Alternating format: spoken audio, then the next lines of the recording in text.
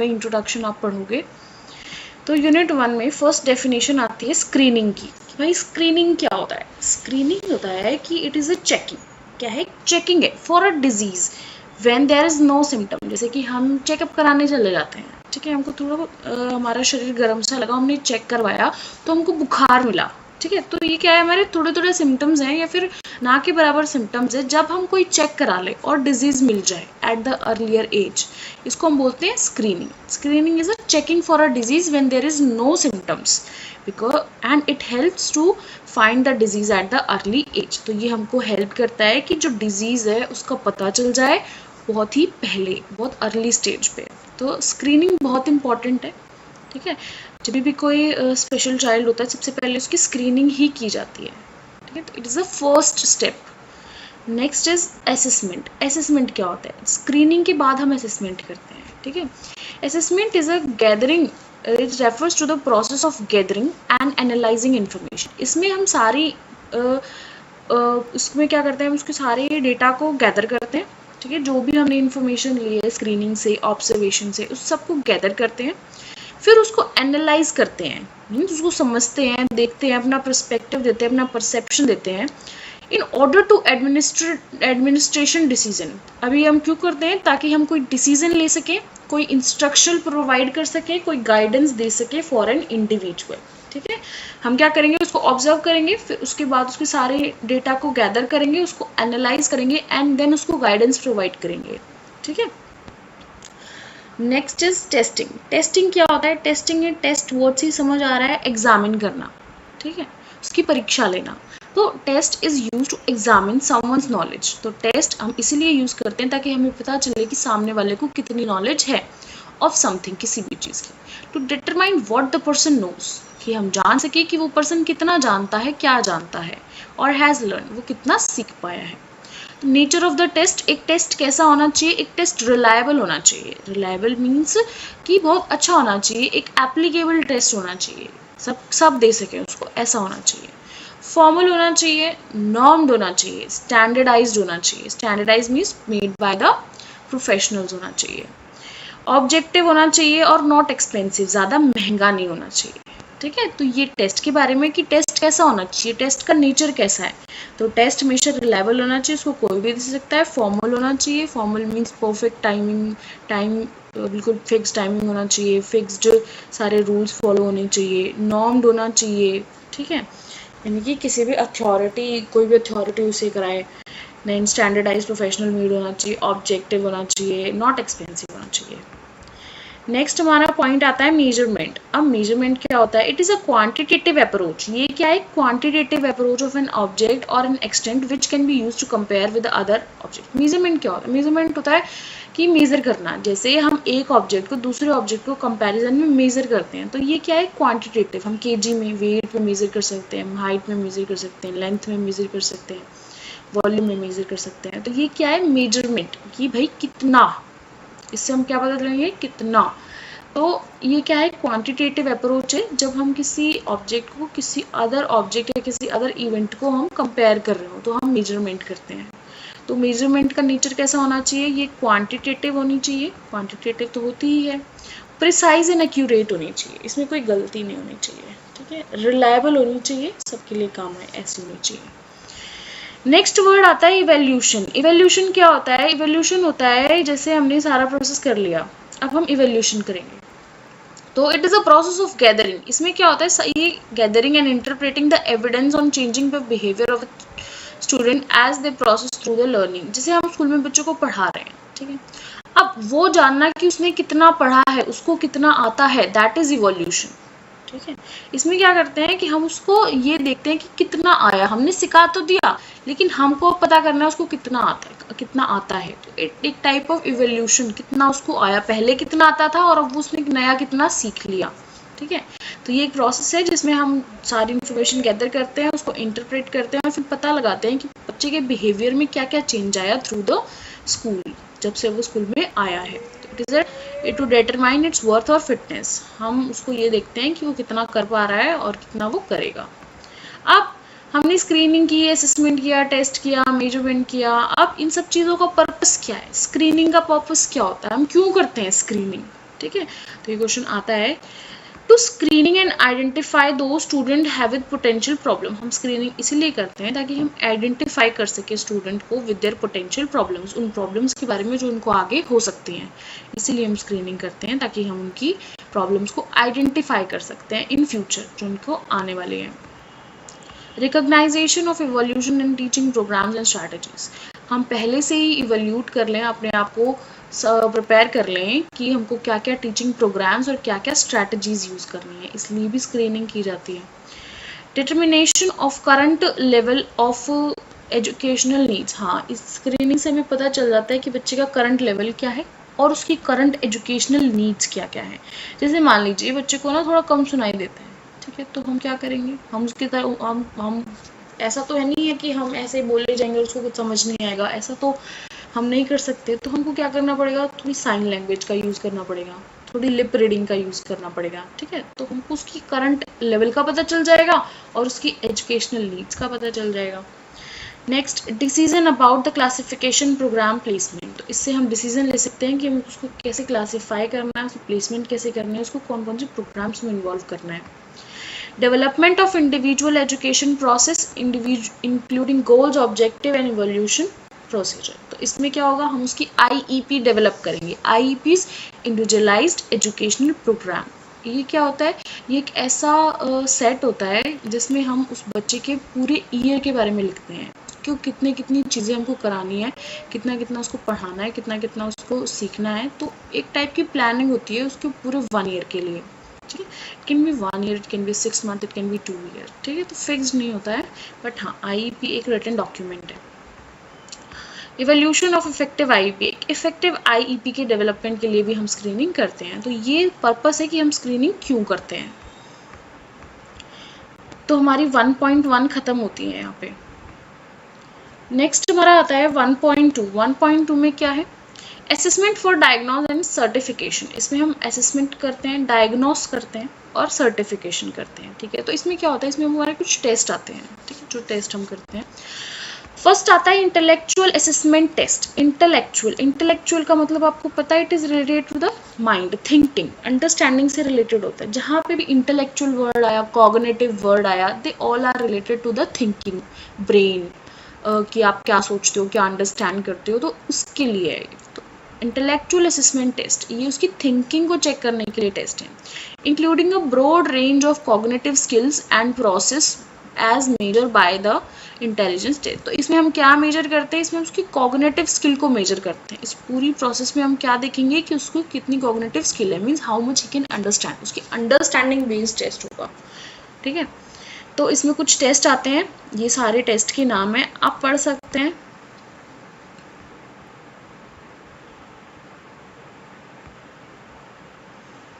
Next आता है achievement test, ठीक है। अचीवमेंट टेस्ट में हम क्या करते हैं, it refers to any procedure used to measure. इसमें क्या आता है, इसमें कोई भी प्रोसीजर जिसका हम यूज़ कर रहे हैं, जिससे हमें पता चले कि जो बच्चा है वो किस एरिया में, किस फील्ड में ज़्यादा कर रहा है, मीन्स उसकी नॉलेज कैसे एक्यूमुलेट हो रही है, वो कैसे सीख रहा है। तो दैट इज अचीवमेंट टेस्ट, कितना वो अचीव कर पा रहा है, ठीक है। तो it refers to any procedure use to measure and accumulated knowledge skill, means उसको कितना सीख पा रहा है, वो कितना उसको आ रहा है, कितना वो अचीव कर पा रहा है, ठीक है। स्टूडेंट इन स्पेसिफिक एरिया, किसी एक एरिया में, किसी भी स्पेसिफिक एरिया ऑफ स्टडी में। तो इसके लिए हम क्या टेस्ट यूज़ करते हैं, इसके लिए इसमें स्टैंडर्डाइज टेस्ट आता है और एक टीचर मेड टेस्ट आता है। स्टैंडर्डाइज टेस्ट, जैसे मैं आपको बताऊँ, एक एग्जांपल देती हूँ। स्टैंडर्डाइज टेस्ट कैसे, जैसे आप स्कूल में जाते थे, ठीक है, वहाँ पे ना आपके फाइनल टर्म होते थे और मिड टर्म होते थे, यूटीज होते थे, ठीक है। तो ये सब क्या है, ये स्टैंडर्डाइज्ड है, ठीक है। लेकिन जो टीचर मंथली टेस्ट लेता था, ओरली सुन लेता था क्लास में, ठीक है, तो ये वो क्या है, टीचर मेड टेस्ट है। तो स्टैंडर्डाइज टेस्ट वो है जिसमें प्रिंसिपल ऑफ कंसिस्टेंसी बना रहे, मीन्स जो एक परफेक्ट टाइम पीरियड पे ही हो। Test made by the experts, ये एक्सपर्ट्स बनाते हैं according to the norms and rules, norms और रूल्स के अकॉर्डिंग बनाते हैं।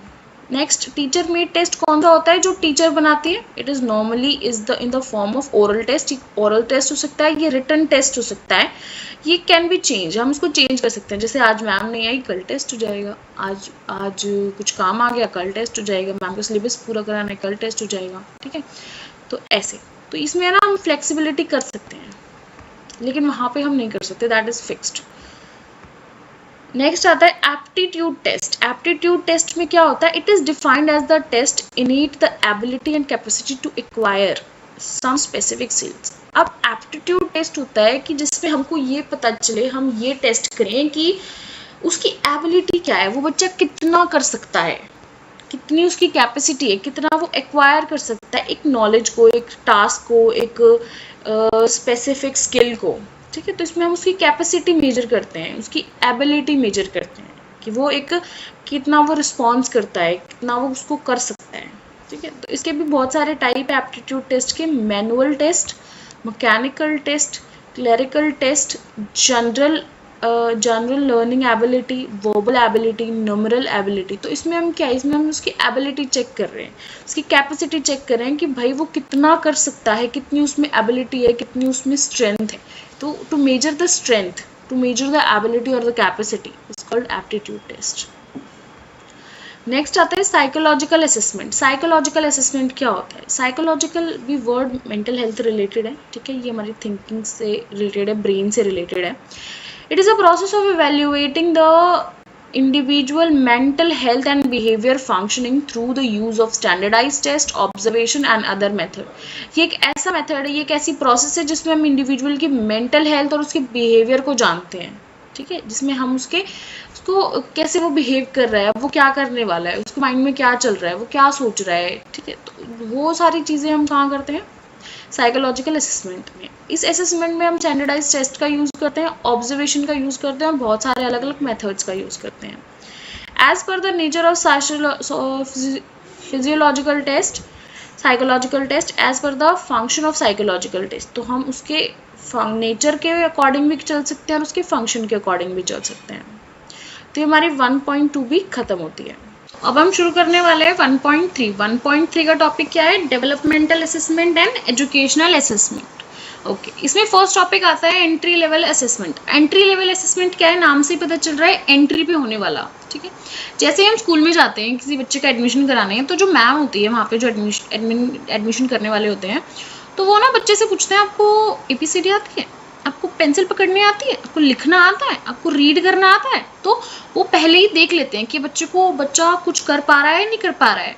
तो ऐसे, तो it is use to access. कब यूज होती है? Access the needs of the incoming student and readiness to cope with the typical learning and reading demands. तो ये एक असेसमेंट है जिससे कि टीचर्स पता लगा लेते हैं क्या ये स्टूडेंट लिख पढ़ लेता है, क्या ये हमारे साथ कोऑपरेट कर पाएगा। तो ऐसा टेस्ट होता है ये, जो उसकी एंट्री पे हुए। Next is evolution. इवोल्यूशन क्या है? इवोल्यूशन हमने टर्म पढ़ी हुई है पहले भी। तो इसमें ये किससे बाइंड अप होके मिली, कंबाइन होके बनी हुई है? ये क्वांटिटेटिव होती है, क्वालिटेटिव होती है और वैल्यू जजमेंट, यानी कि ये तीनों चीज़ें इसमें आती है। क्वांटिटेटिव भी होनी चाहिए, क्वालिटेटिव भी होनी चाहिए और वैल्यू जजमेंट भी होना चाहिए, तब ये तीन चीज़ों को मिला के इवोल्यूशन बनता है। Next is formative and summative. इनका डिफरेंस ये बहुत इंपॉर्टेंट है, 101% पेपर में पूछा जाता है। मतलब आपको इस पूरी यूनिट में ना, अगर आप ये पढ़ के जा रहे हो ना, तो ये सफिशिएंट है। बहुत अच्छे से आप इसको प्रिपेयर करो। मैं आपको बताती हूँ कि इसको कैसे करना है। ईजी है, मुश्किल नहीं है। देखो, फॉर्मेटिव असेसमेंट क्या होता है? फॉर्मेटिव असेसमेंट वो असेसमेंट होता है जो हम ड्यूरिंग द लर्निंग प्रोसेस ले सकते हैं to monitor the learning process during the instruction. Means जैसे मैम कोई चैप्टर पढ़ा रही है और वो बीच में किसी बच्चे को खड़ा करके पूछ ले कि अच्छा अभी इसमें क्या होगा, अभी मैंने क्या पढ़ाया था, अच्छा ये कौन है। तो ऐसे means during the teaching learning process अगर हम क्वेश्चनिंग करते हैं या फिर किसी भी तरह का असेसमेंट करते हैं, उसको हम बोलते हैं फॉर्मेटिव। लेकिन अगर मैंने चैप्टर पढ़ा दिया, मैंने पूरा एक्टिविटी करा दी, लेकिन मैं बाद में पूछ रही हूँ या बाद में टेस्ट ले रही हूँ, दैट इज समेटिव। मीन्स एक बार वो चीज़ खत्म हो गई, टीचिंग एंड हो गई, देन एट द एंड मैं उसको पूछूं, ठीक है, उसका असेसमेंट करूं, दैट इज द समेटिव। तो फॉर्मेटिव क्या है? ऑनगोइंग है, कॉन्टिन्यूस है, ये at the end of the process होएगा। अब फॉर्मेटिव असेसमेंट क्यों करते हैं? फीडबैक टू द टीचर, ताकि हमको पता चल सके कि स्टूडेंट को कितना आता है, ठीक है। इसमें जो टीचर है उसको फीडबैक मिल जाता है कि बच्चे को ये समझ आया और ये नहीं आया। ये हम क्यों करते हैं समेटिव असेसमेंट, ये हम ग्रेड असाइन करते हैं इसमें, एक्सटेंड ऑफ जॉब्स के लिए भी हम समेटिव असेसमेंट ही करते हैं। इसमें टाइप्स ऑफ टेस्ट आते हैं, इसमें टीचर मेड टेस्ट आता है, ऑब्जर्वेशनल टेक्निक्स आते हैं, यहाँ पे रेटिंग स्केल आता है, इवैल्यूएशन ऑफ प्रोजेक्टर आता है। अब ये कौन कौन यूज़ करता है, information for modifying the instructor, ये इंस्ट्रक्टर के अकॉर्डिंग है, इंस्ट्रक्टर यूज़ कर सकता है इसको, और इंडिविजुअली भी यूज़ कर सकते हैं फॉर द रेमेडियल वर्क। ये मास्टरी ऑफ लर्निंग के लिए यूज़ होता है समेटिव असेसमेंट, कि भाई जैसे कोई हम मॉक टेस्ट वगैरह देते हैं तो that is summative. Assigning grade के असाइनिंग के लिए होता है। जो फॉर्मेटिव टेस्ट होता है वो डेली कॉन्टिन्यूस इंटरेक्शन में हो सकता है, जैसे बच्चा रोज़ पढ़ने आ रहा है, मैं रोज़ से क्वेश्चन पूछ लेती हूँ, और दैट इज फॉर्मेटिव। लेकिन जो समेटिव होता है वो डिले इंस्ट्रक्शंस पे होता है, प्रॉपर डेट शीट आएगी, प्रॉपर डेट्स आएगी प्रैक्टिकल की, थ्योरी एग्जाम की, तब जाके वो होंगे, तो ये डिले इंस्ट्रक्शंस पे होते हैं। आप एग्जाम्पल के लिए बहुत ईजी है एग्जाम्पल से इसको समझना, जैसे फॉर्मेटिव असेसमेंट है तो इसमें आता है homework, class test, dictation, oral test, तो ये सारी चीज़ें आ जाती हैं इसमें। नेक्स्ट अगर मैं समेटिव असेसमेंट की बात करूँ तो इसमें आते हैं final exam, test, assessment, practicals या पोर्टफोलियो, तो ये सब क्या है, ये हम एट द एंड देते हैं, ठीक है, इनके मार्क्स लगते हैं, ग्रेड्स लगते हैं, तो ये सब क्या है, ये समेटिव असेसमेंट। तो ये बहुत इंपॉर्टेंट टॉपिक है, फॉर्मेटिव और समेटिव, इन दोनों में डिफरेंस भी आता है, एक के बारे में पूछ सकते हैं, तो एग्जाम पॉइंट ऑफ व्यू से तो ये बहुत इंपॉर्टेंट है। तो आप ना इनके एग्जाम्पल्स याद करो, पॉइंट्स तो आप खुद भी लिख लोगे। तो हमारी 1.3 भी खत्म होती है, इसमें यही था, एक एंट्री लेवल असेसमेंट था और फॉर्मेटिव और समेटिव असेसमेंट था। तो आप है ना इनकी डेफिनेशन तो इसी में आ जाती है, आप डिफरेंस याद करो सीधा, डेफिनेशन तो आप खुद भी लिख दोगे। Next is 1.4। 1.4 में क्या है, 1.4 में हम असेसमेंट के टाइप्स पढ़ेंगे। तो फर्स्ट आता है फॉर्मल असेसमेंट। फॉर्मल असेसमेंट क्या होता है, जिसमें प्रॉपर टेस्ट हो, प्रोफेशनल्स बनाए उसको, पर्टिकुलर स्टूडेंट के लिए हो, टाइम लिमिट हो और स्टैंडर्डाइज्ड हो। जैसे आपका फर्स्ट ईयर खत्म हो जाएगा, आप सीटेट दोगे, तो सीटेट क्या है, एक फॉर्मल असेसमेंट है, ठीक है, एक प्रॉपर टेस्ट होएगा, प्रोफेशनल्स बनाएंगे, पर्टिकुलर स्टूडेंट्स के लिए होगा, आपके लिए होगा, जो भी टीचिंग प्रैक्टिस करना चाहते हैं उनके लिए सीटेट होगा, टाइम लिमिट होगी, 2 घंटे का पेपर है तो 2 घंटे में ही होगा। नेक्स्ट स्टैंडर्डाइज्ड होगा, मेड बाय द प्रोफेशनल होगा, ऐसे ही कोई भी उस टेस्ट को नहीं बना सकता, हम नहीं बना सकते, स्टैंडर्डाइज्ड टेस्ट है। Next is informal assessment. Informal assessment क्या होता है, informal assessment teacher based test होता है, मीन्स उसको टीचर भी प्रिपेयर कर सकती है।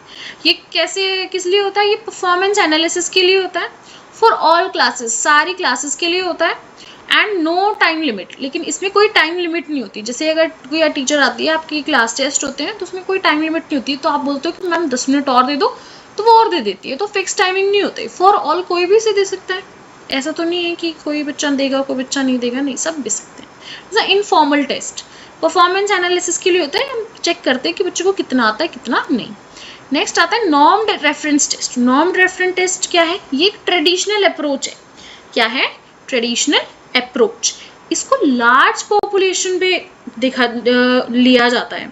इसमें क्या करते हैं, how the person compare to that other, इसमें क्या करते हैं, हम एक पर्सन को ना दूसरे पर्सन से कंपेयर करते हैं, ठीक है, एक लार्ज पॉपुलेशन है, ठीक, उसमें देखा जाता है कि कोई जो पर्सन है वो कितना स्कोर कर पाता है, जिसके हाईएस्ट नंबर आते हैं दैट इज। तो इसमें ये होता है नॉर्म रेफरेंस टेस्ट, आज भी इसको माना जाता है, बहुत जगह फॉलो होता है। उसमें क्या होता है, जिसके जितने ज़्यादा है वो पास हो गया, जिसके सबसे हाईएस्ट आए उसको नौकरी मिल गई, तो ये होता है नॉर्म रेफरेंस। ये पुराना वे है, इसमें एक लार्ज पॉपुलेशन आती है और फिर उसको उसके हिसाब से नंबर दिए जाते हैं। Next is criteria reference test. Criteria reference test एक मॉडर्न अप्रोच है। मॉडर्न अप्रोच मीन्स अभी लेटेस्ट आई है। इसमें क्या होता है, indicates how people perform and compare and establish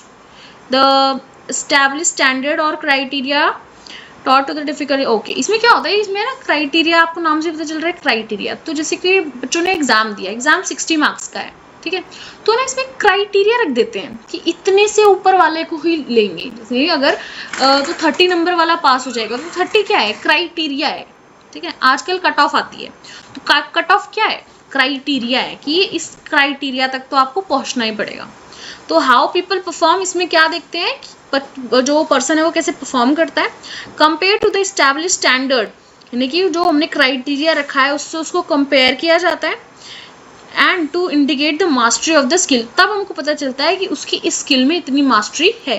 तो यहाँ पे सिर्फ क्राइटेरिया, हम एक क्राइटेरिया बना देते हैं, वहां तक अगर वो पहुंच पा रहा है तो हाँ he is able to do या he is capable of doing this. लेकिन नॉर्म्स में क्या होता है कि लार्ज स्केल का वो करेंगे, लार्ज पॉपुलेशन का कंपैरिजन करेंगे, जो सबसे हाई स्कोर करेगा उसी को मान लेंगे। ठीक है, तो एक पर्सन को लाखों पर्सन से कंपेयर किया जाता है, लेकिन यहाँ पे ऐसा कुछ नहीं, यहाँ पे एक क्राइटेरिया रखा जाता है, अगर आप इस क्राइटेरिया में फिट हो रहे हो, इतने आप मार्क्स लेके आ रहे हो, then it is of you. ठीक है, you are master in that skill. Next आता है हमारे पास curriculum based assessment. Curriculum based assessment कौन सा असेसमेंट होता है, ये एक ऐसा असेसमेंट है जिसमें हम गोल को इन्हेंस करते हैं, द कैपेबिलिटी। तो इसमें क्या करते हैं हम, जो हमारी इन कैपेबिलिटी है ना उसको इन्हेंस करते हैं। तो हमको गोल को अचीव करना ज़्यादा इम्पॉर्टेंट नहीं है, लेकिन वो एबिलिटी हमारे अंदर आना वो ज़्यादा इम्पॉर्टेंट है। In this assessment we deal with low achievers and average student. तो इसमें हम लो अचीवर और एवरेज स्टूडेंट के साथ डील करते हैं। तो ये नहीं है कि हमको उनको मास्टरी करानी है, नहीं नहीं नहीं नहीं, बस हमको उनको लिखना पढ़ना सिखाना है। ठीक है, हमको उसको कैपेबल करना है कि जैसे एक बच्चा 30 बच्चों की क्लास में बैठ के लो फील ना करे, ठीक है, उसको एवरेज स्टूडेंट के क्राइटेरिया तक हमको लेके आना है। तो ये होता है करिकुलम बेस्ड असेसमेंट। अब इसमें एक और टर्म आती है LMA, it is learning media assessment. अब लर्निंग मीडिया असेसमेंट क्या होता है, लर्निंग मीडिया असेसमेंट एक ऐसी टर्म है, एक ऐसा असेसमेंट है जो कि सिर्फ VI के बच्चों के लिए होता है। VI is for visual impairment. तो इसमें क्या होता है, इसमें उनको पढ़ाया लिखाया जाता है, उनके लिए अप्रोप्रिएट लिटरेसी मीडिया दिया जाता है, ओनली फॉर VI स्टूडेंट। तो इसमें क्या होता है कि स्पेसिफिक जिनको विजुअल इम्पेयरमेंट है उनके लिए ऑडिटरी लर्निंग मीडिया आता है, अप्रोप्रिएट फॉर द लर्नर। इसमें क्या होता है, उसको ओरल इंस्ट्रक्शंस दी जाएंगी, लार्ज प्रिंट दिए जाएंगे, डार्क कलर का यूज़ होगा और ब्रेल का यूज़ होगा, ऑडियो बुक्स का यूज़ होगा। ठीक है, तो ऐसी ऐसी चीज़ें यूज़ करना जो एक VI के बच्चे को literacy media as a literacy media help कर सके। ठीक है, तो ये आता है LMA। इसकी डेफिनेशन भी आ सकती है, फुल फॉर्म भी आ सकती है, learning media assessment. It is for the VI person, visual impairment वाले पीपल के लिए ही होता है ये। नेक्स्ट है, ये हमारी लास्ट ही यूनिट है 1.5। 1.5 में हमको ऐसे पॉइंट्स को कंसिडर करना है कि जो हम अगर हम मल्टीपल डिसेबिलिटी पर्सन है, अगर हम उसका असेसमेंट कर रहे हैं, तो हमको इन पॉइंट्स का तो बहुत अच्छे से ध्यान रखना है। तो एक एक पॉइंट को आपको, जैसे मैंने पॉइंट वाइज लिखे हुए हैं, ऐसे नहीं लिखने, इनको थोड़ा एलेबोरेट करके लिखना है। ठीक है, ये मैंने टू द पॉइंट लिखे हुए हैं, आपको इनको टू द पॉइंट नहीं लिखना है, आपको इनमें थोड़ा एलेबोरेशन करना है, क्योंकि ये क्वेश्चन आपका 10 to 12 मार्क्स का भी बन सकता है और 8 to 10 मार्क्स का भी बन सकता है। तो इतना इसको भी आपको एक पॉइंट को 3 से 4 लाइन में डिफाइन करना ही है। तो फर्स्ट पॉइंट आता है set of qualitative and quantitative data. अगर मैं किसी MD के बच्चे को असेस कर रही हूँ तो मुझे उसको क्वांटिटेटिवली भी असेस करना है और क्वालिटेटिवली भी असेस करना है, मीन्स मुझे उसको सारी एक्टिविटीज़ करानी है। तो मुझे उसको क्वालिटेटिव भी सेट में रखना है और क्वांटिटेटिव सेट में भी रखना है। नेक्स्ट आता है डायरेक्ट ऑब्जर्वेशन। डायरेक्ट ऑब्जर्वेशन करनी है, ठीक है, खुद से ऑब्जर्वेशन करनी है, उसका एक एक बिहेवियर चेक करना है, एटीट्यूड चेक करना है, एबिलिटीज़ चेक करनी, स्ट्रेंथ चेक करनी, मीन्स डायरेक्ट ऑब्जर्वेशन करनी है। ठीक है, next include information obtain from the parents. हमको पेरेंट्स से जो भी सारी इंफॉर्मेशन मिल रही है उसका भी, इसको भी इंक्लूड रखना है। अगर क्योंकि बच्चे के साथ मोस्टली टाइम कौन स्पेंड कर रहा है, पेरेंट्स ही स्पेंड कर रहे हैं, तो उनकी इन्फॉर्मेशन का इंक्लूड करना, यानी कि ये हमारे लिए बहुत गुड पॉइंट हो सकता है। ठीक है, तो उन पेरेंट्स की इन्वॉल्वमेंट होनी चाहिए, बहुत अच्छे से इन्वॉल्वमेंट होनी चाहिए असेसमेंट में।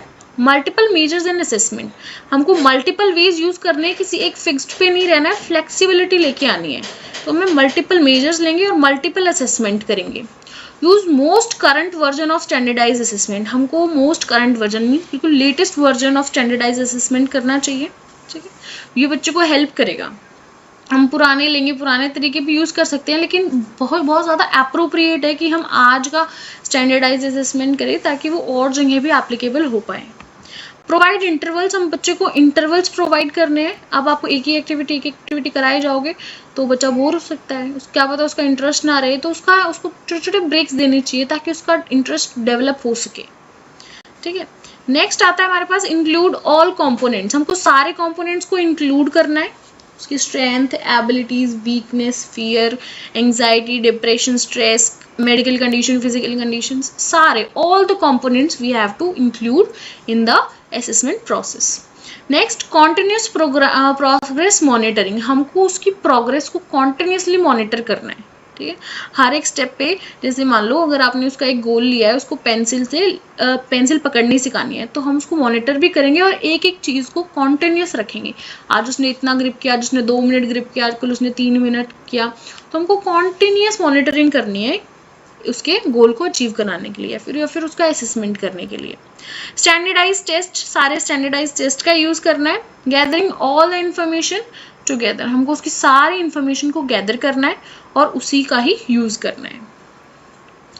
तो हमारी 1.5 भी पूरी होती है। ये बहुत इंपॉर्टेंट क्वेश्चन है, पॉइंट्स कंसिडर व्हाइल असेसिंग ए मल्टीपल डिसेबिलिटी। तो ये सारे पॉइंट आपको इलेबोरेट करके लिखने, एक्सप्लेन यूनिट 2। ठीक है, यूनिट 2 में 2.1 में हमको स्क्रीनिंग के कुछ टाइप्स देखने हैं और स्क्रीनिंग की डेफिनेशन देखनी है। स्क्रीनिंग की डेफिनेशन हम अपनी यूनिट 1 में भी पढ़ चुके हैं, यहाँ पे रिपीट पढ़ेंगे। तो स्क्रीनिंग क्या होता है? स्क्रीनिंग इज अ चेकिंग, ये एक चेक है फॉर अ डिजीज। जब कोई सिम्टम्स नहीं होते या फिर थोड़े बहुत सिम्टम्स होते हैं तो हम चेकिंग करवाते हैं, दैट इज स्क्रीनिंग। मीन्स एक चेक लेना कि देयर इज सिम्टम्स और नॉट, क्या इसके चांसेस हैं या नहीं है। It helps there to find the disease at the earlier stage. तो ये हमको हेल्प करता है कि अगर कोई डिजीज है, अगर कोई डिसऑर्डर है, तो उसका अर्लियर स्टेज पे ही पता चल जाए।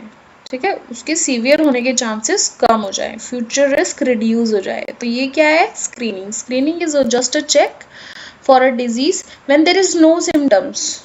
ठीक है, when there is no scope and no symptoms, so it helps to find the disease and at the earlier as.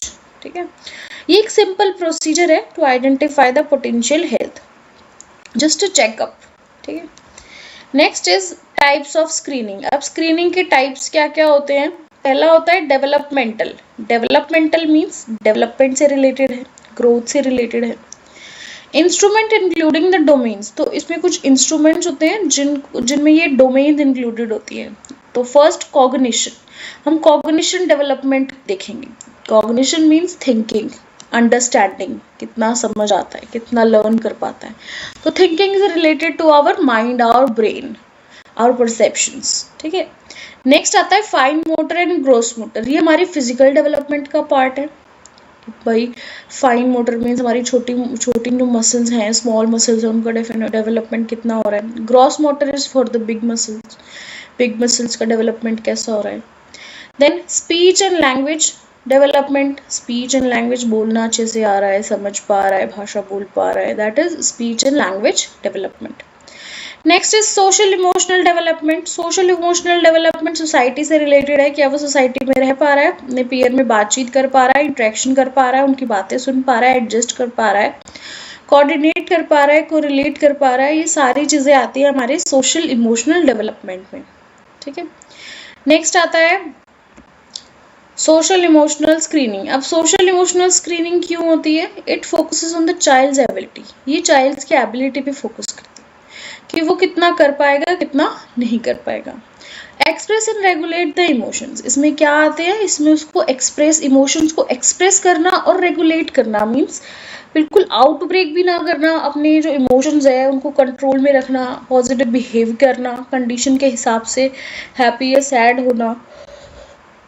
तो ये सारी चीज़ें आती हैं। Express and relate the emotions, जो भी सिचुएशन है उससे रिलेटेड ही एक्सप्रेशन देना।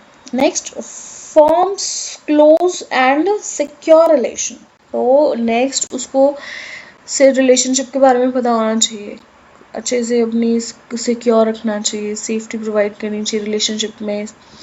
एक्सप्लोर हिज और हर एनवायरनमेंट एंड लर्न, तो उसको अपना लर्निंग इन्वायरमेंट भी इन्हेंस करना चाहिए, एक्सप्लोर करना चाहिए।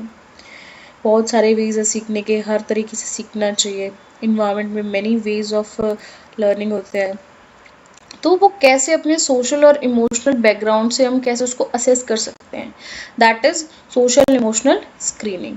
नेक्स्ट आता है मेंटल हेल्थ स्क्रीनिंग। इसमें किस चीज़ की चेकिंग होती है, किस चीज़ की स्क्रीनिंग होती है, ये मेंटल हेल्थ मीन्स ब्रेन से रिलेटेड होगा, जो भी होगा उसकी मेंटल हेल्थ से रिलेटेड होगा, उसकी अंडरस्टैंडिंग से रिलेटेड होगा। Early identification of children at a risk of possible mental health disorder that may interfere the expect growth, learning, development and may warn further diagnosis, assessment and evolution। अगर हम किसी भी mental health disorder का जल्दी identification कर लेते हैं तो इसकी वजह से जो फ्यूचर में होने वाला रिस्क है वो कम हो जाता है, ठीक है, और जो ग्रोथ उसकी होने वाली है, जो लर्निंग वो करने वाला है, वो भी वो अच्छे से कर पाता है, कोई डिलेज नहीं आते हैं, ठीक है, उसका अच्छे से डायग्नोज हो जाए, फिर असेसमेंट हो जाए और फिर इवोल्यूशन हो जाए। इसीलिए मेंटल हेल्थ स्क्रीनिंग भी इम्पॉर्टेंट है। तो ये 3 टाइप ऑफ स्क्रीनिंग थी, ये बहुत इंपॉर्टेंट है, पूछ सकते हैं। नेक्स्ट आता है रोल ऑफ स्पेशल एजुकेटर। हम सब क्या है स्पेशल एजुकेटर, तो हमारा उस बच्चे की लाइफ में क्या रोल है, हम क्या करते हैं स्क्रीनिंग प्रोसेस में। First, analyse the child in all aspect. सबसे पहले हम चाइल्ड को एनालाइज करते हैं, ऑब्जर्व करते हैं उसके सारे स्पेसिफिक एरियाज में। सेटिंग ऑब्जेक्टिव्स फॉर स्टूडेंट, फिर उनके लिए कुछ ऑब्जेक्टिव सेट करते हैं, कुछ गोल्स सेट करते हैं। हाँ, नेक्स्ट डिसाइडिंग टीचिंग मेथड्स। अब हमको देख लिया अभी मुझे ये पढ़ाना है, इस बच्चे को काउंटिंग सिखानी है या फिर अल्फ़ाबेट सिखाने हैं, देन मैं उसके हिसाब से अपनी टीचिंग मेथड, अपना जो टीचिंग जैसे मैं पढ़ाने वाली हूँ उसको डिसाइड करूँगी। जैसे अगर मुझे उसको फ्रूट नेम सिखाने हैं तो सबसे बेस्ट वे क्या है कि मैं रियल फ्रूट्स लेके आऊँ, उसको दिखाऊँ, टच कराऊँ, फील कराऊँ, उसको टेस्ट कराऊँ, देन ये क्या है मेरा टीचिंग मेथड है, ठीक है। अगर मुझे उसको काउंटिंग सिखानी है तो उसको फ्लैश कार्ड से सिखाती है ना, तो ये क्या है मेरा टीचिंग मेथड। अब मैंने गोल ले लिया है, then I am preparing for my teaching method कि बच्चे को अच्छे से समझ आना चाहिए। Next, implement the plan. अब जो भी मैंने प्लानिंग की है उसको मैं इम्प्लीमेंट करूँगी, मीन्स उसको मैं फॉरवर्ड लेके जाऊँगी, उसको मैं बच्चे के साथ कराऊँगी, इम्प्लीमेंट करूँगी, ठीक है। उसके बाद आता है इवेल्युएशन ऑफ द चिल्ड्रन। अब मैंने एक्टिविटी करा दी, अब मैं बच्चे से क्वेश्चनिंग करूँगी, ठीक है। इवोल्यूशन में हम ज़्यादातर क्वेश्चनिंग ही करते हैं कि बच्चे को कितना आया कितना नहीं। हम ये देखते हैं कि पहले जितना आता था और अब जितना आता है उसमें कितना डिफरेंस है, दैट इज़ इवोल्यूशन, उसका क्या इवोल्यूशन हुआ है। तो ये हमारी 2.1 ख़त्म होती है यहाँ पे। नेक्स्ट यूनिट है 2.2। 2.2 is for formal assessment by special educator. अब एक स्पेशल एजुकेटर फॉर्मल असेसमेंट कैसे कैसे करती है। तो फर्स्ट आता है curriculum based assessment. Curriculum based assessment क्या होता है, ये ऑन गोइंग होता है, जैसे जैसे टीचर पढ़ा रही है उसी टाइम उसको मॉनिटर करना, ऑब्जर्व करना, तो ये सारी चीज़ें आती है करिकुलम बेस्ड असेसमेंट में। टाइप ऑफ ऑनगोइंग असेसमेंट, ये एक ऑनगोइंग असेसमेंट है। Periodic monitoring of a child daily performance in relation to what is taught. ये हम डेली मॉनिटर करते हैं, हम डेली कुछ चीज़ सिखा रहे हैं तो हम डेली ये देखेंगे कि बच्चे को कितना आ रहा है, ठीक है, उसकी परफॉर्मेंस कैसी आ रही है, जो भी उसको सिखाया जा रहा है क्या वो आ रहा है। Teacher use it to test each student regularly. Teachers इसका यूज करते हैं ताकि वो अपने हर चिल्ड्रन को रेगुलरली ऑब्जर्व कर सके, ठीक है, रेगुलरली उनका टेस्ट ले सके। क्रिएट वर्कशीट्स ऑफ मैथ, इसमें हम मैथ्स की वर्कशीट क्रिएट कर सकते हैं उनके साथ। टाइम बेस्ड टेस्ट, और ये टाइमिंग बेस्ड टेस्ट होगा। नेक्स्ट, असेसमेंट फॉर लर्निंग और असेसमेंट ऑफ लर्निंग, ये दो टर्म्स आती हैं, इनके बीच का डिफरेंस बहुत इंपॉर्टेंट है। तो टाइम जो असेसमेंट फॉर लर्निंग है ना, ये आपको आप समझ लो ये एक फॉर्मेटिव असेसमेंट है, बिल्कुल एज इट इज फॉर्मेटिव वे है असेस करने का। और असेसमेंट ऑफ लर्निंग एक समेटिव वे है, ठीक है। जैसे ही हमने फॉर्मेटिव असेसमेंट में पढ़ा था कि ये ऑन गोइंग होता है, ठीक है, ये उसको हम क्लास टेस्ट ले सकते हैं, होमवर्क ले सकते हैं, डिक्टेशन ले सकते हैं, उसको इम्प्रूवमेंट के लिए होता है, कॉन्टिन्यूस होता है, डेली इंस्ट्रक्शंस पे हो सकता है। तो ये भी सेम ऐसा ही है। असेसमेंट फॉर लर्निंग, उसकी लर्निंग के लिए असेसमेंट करना। जैसे अगर मैंने उसको अल्फ़ाबेट सिखा दिया, उसको अल्फ़ाबेट अच्छे से आ गया, मैं उसको वर्ड सिखाना चाहती हूँ, ठीक है, तो वो ये क्या है, अगर मैं उससे पूछूंगी ना इसको जोड़ के देखो, इसको जोड़ के देखो, तो ये क्या है, असेसमेंट फॉर लर्निंग। मैं असेसमेंट करूँगी कि उसको आगे क्या सिखाना है, ठीक है।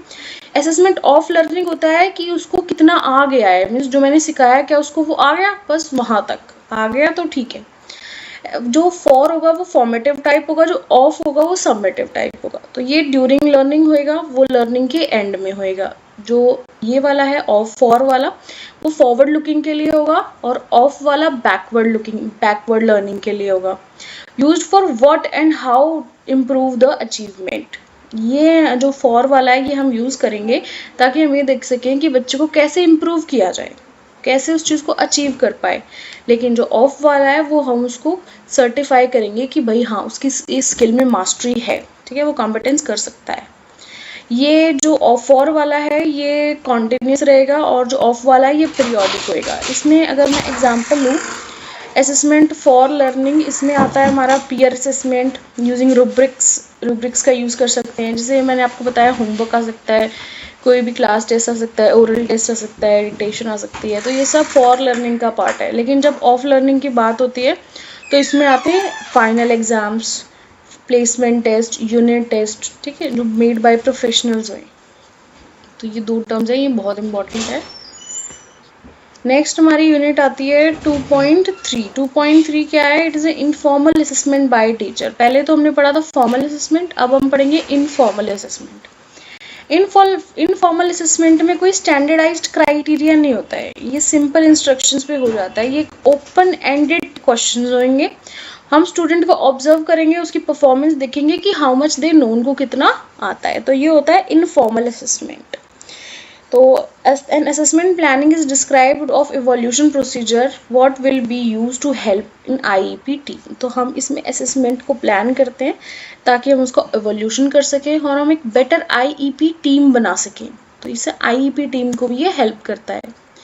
नेचर ऑफ क्वालिफाइंग डिसेबिलिटी, हम पहले डिसेबिलिटी का टाइप देखते हैं, उसका नेचर देखते हैं कि कैसा है। Eligibility of special education related services, सारी स्पेशल एजुकेशन और रिलेटेड सर्विसेज उसको प्रोवाइड करते हैं।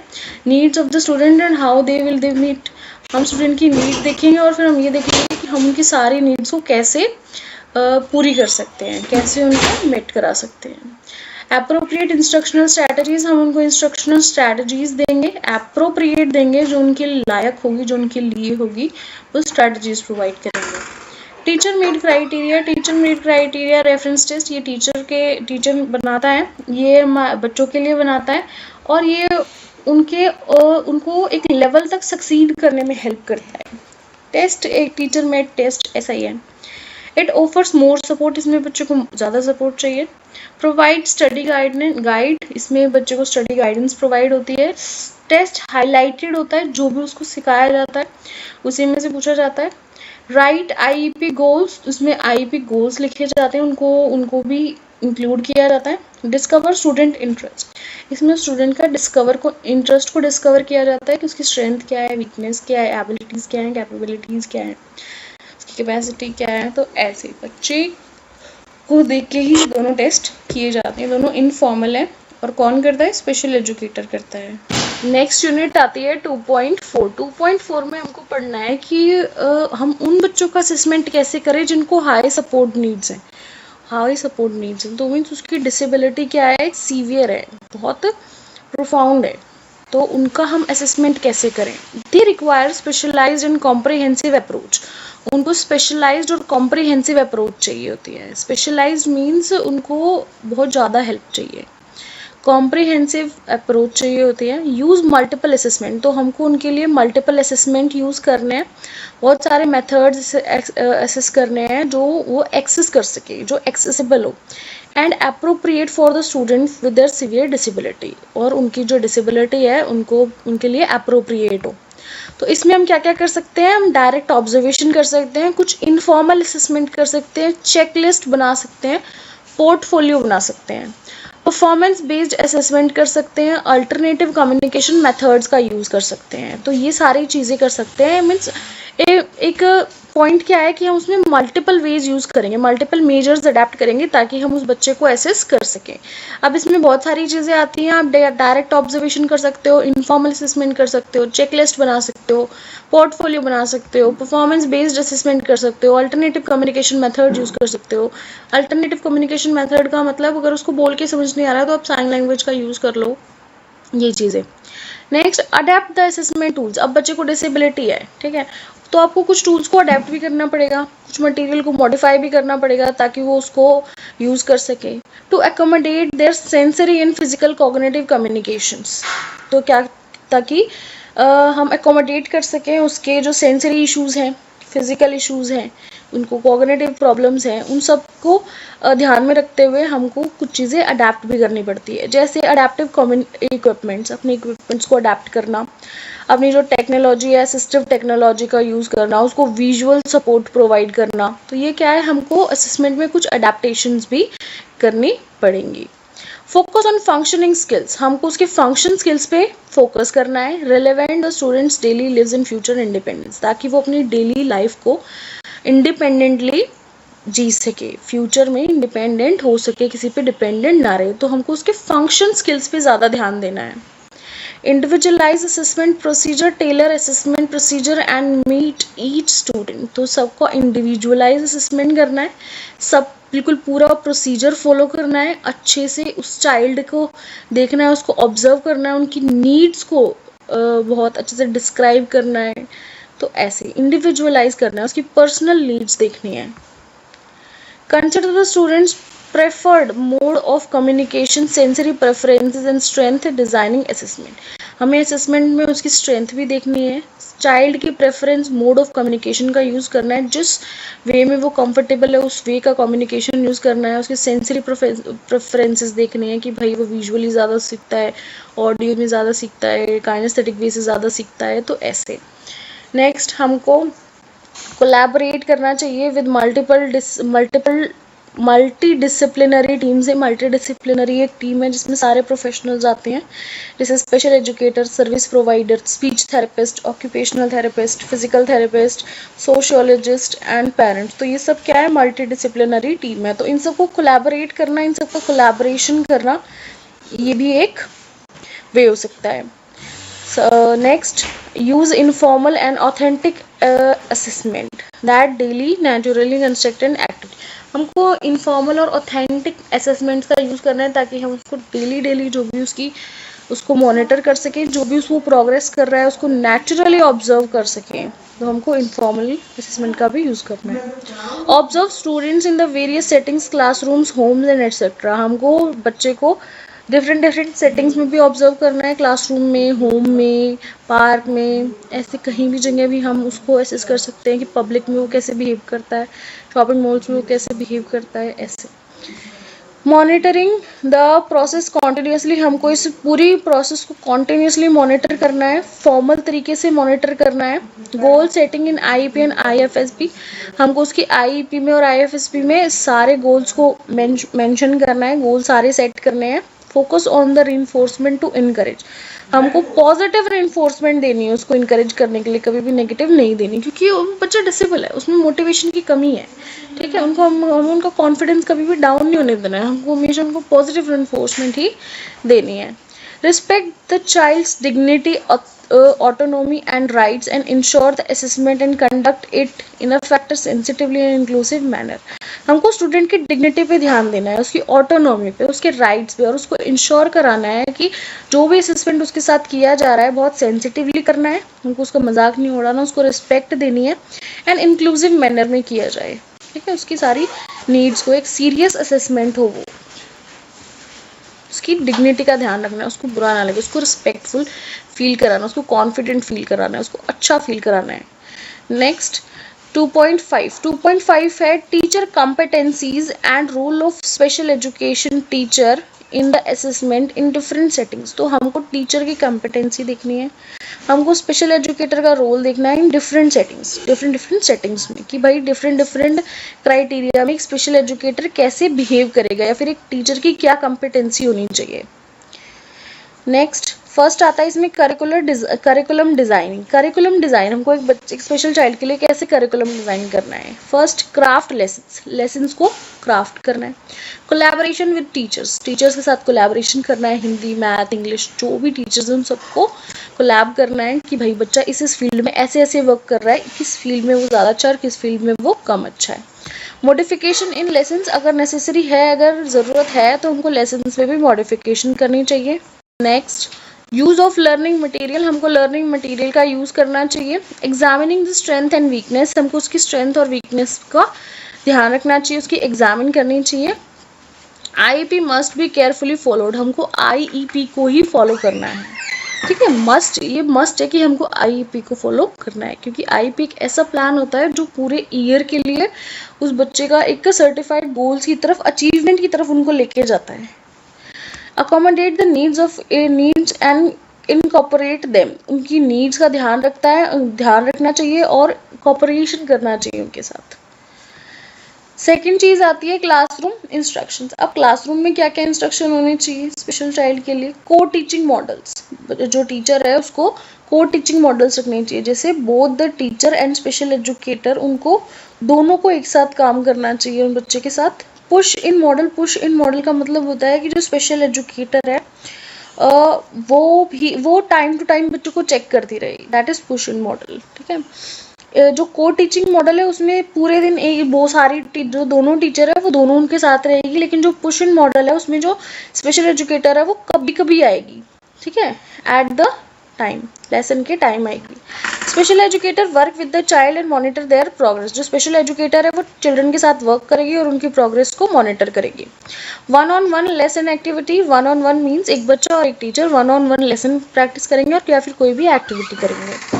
Arrange the time with counsellor, counsellor के साथ भी उनका टाइम अरेंज करना चाहिए, एक अच्छी काउंसलिंग होनी चाहिए।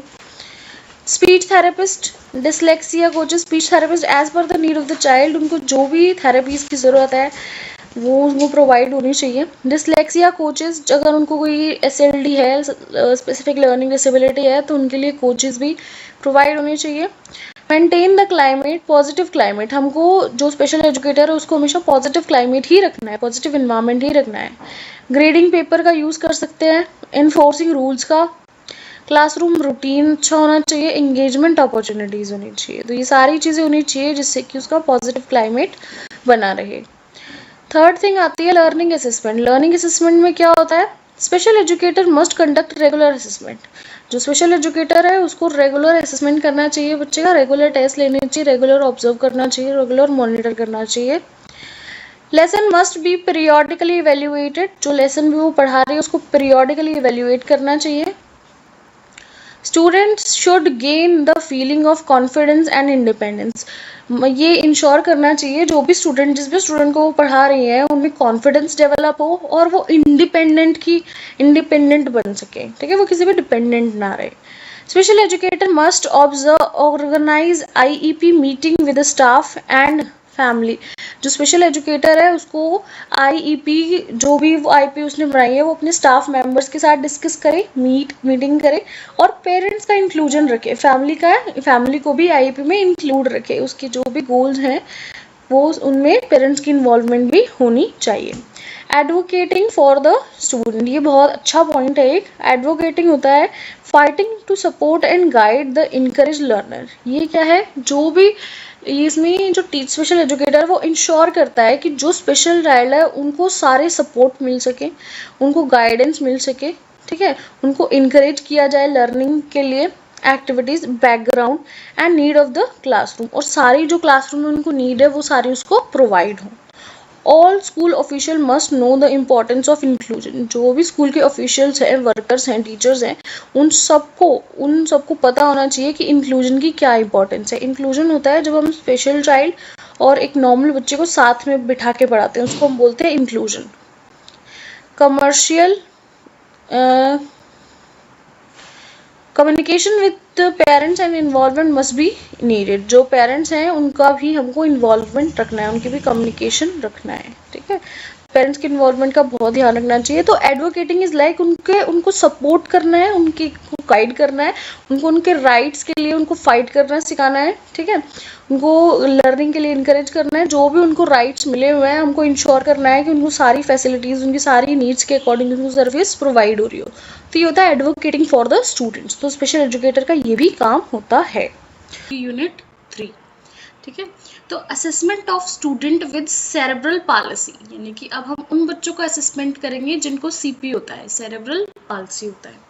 तो पहले यहाँ पे ना कुछ फुल फॉर्म्स दी हुई हैं, आप इनको देखो। जैसे ICF stands for international classification of functioning. तो हमारे पेपर में ना एक नंबर में फुल फॉर्म्स भी आती है, 5 नंबर में आती है शायद, हाँ 4 से 5 नंबर में फुल फॉर्म आती है। तो ये आपको इंटरनल थ्योरी एग्जाम्स के लिए इम्पोर्टेंट है। फिर आता है CCITSN, this is Caroline curriculum for infants toddlers with special needs. Next is CCPSN, Caroline Curriculum for Preschoolers and with the special needs। तो ये 3 फुल फॉर्म्स हैं, ये इंपॉर्टेंट है, आप इनको याद कर लेना। तो हमारा फर्स्ट पॉइंट आता है diagnosing CP can take steps. ठीक है, तो जब हम CP को डायग्नोस करते हैं तो उसमें कुछ स्टेप्स आते हैं। तो फर्स्ट स्टेप होता है हमारा डेवलपमेंटल मॉनिटरिंग। सबसे पहले हम क्या करते हैं, बच्चे को मॉनिटर करते हैं, यानी कि हम उसको ऑब्जर्व करते हैं ध्यान से। डेवलपमेंटल स्क्रीनिंग, फिर हम उसकी स्क्रीनिंग करते हैं, यानी कि हम चेक करते हैं फॉर अ डिजीज और a symptom at a earlier age, ताकि हम उसका पहले से पता लगा सके। पहले हम ऑब्जर्वेशन करेंगे, हम उसको मॉनिटर करेंगे, देन सेकेंड स्टेप है स्क्रीनिंग, फिर हम उसकी चेकिंग करेंगे, हम एक चेकअप करेंगे उसका। डेवलपमेंटल एंड मेडिकल इवोल्यूशन, फिर हम उसका इवोल्यूशन करेंगे, यानी कि जो भी उसको नीड्स हैं, जैसे मान लो उसको स्पीच में प्रॉब्लम है तो हम उसको स्पीच थेरेपिस्ट के पास जाने के लिए बोलेंगे, हम उसको मेडिसिन देंगे, हम उसको ऑक्यूपेशनल थेरेपी लेंगे, फिजिकल थेरेपी देंगे। मीन्स उसकी नीड के अकॉर्डिंग जो भी उसको मेडिकल हेल्प चाहिए या डेवलपमेंटल हेल्प चाहिए, हम उसको सारी प्रोवाइड करेंगे।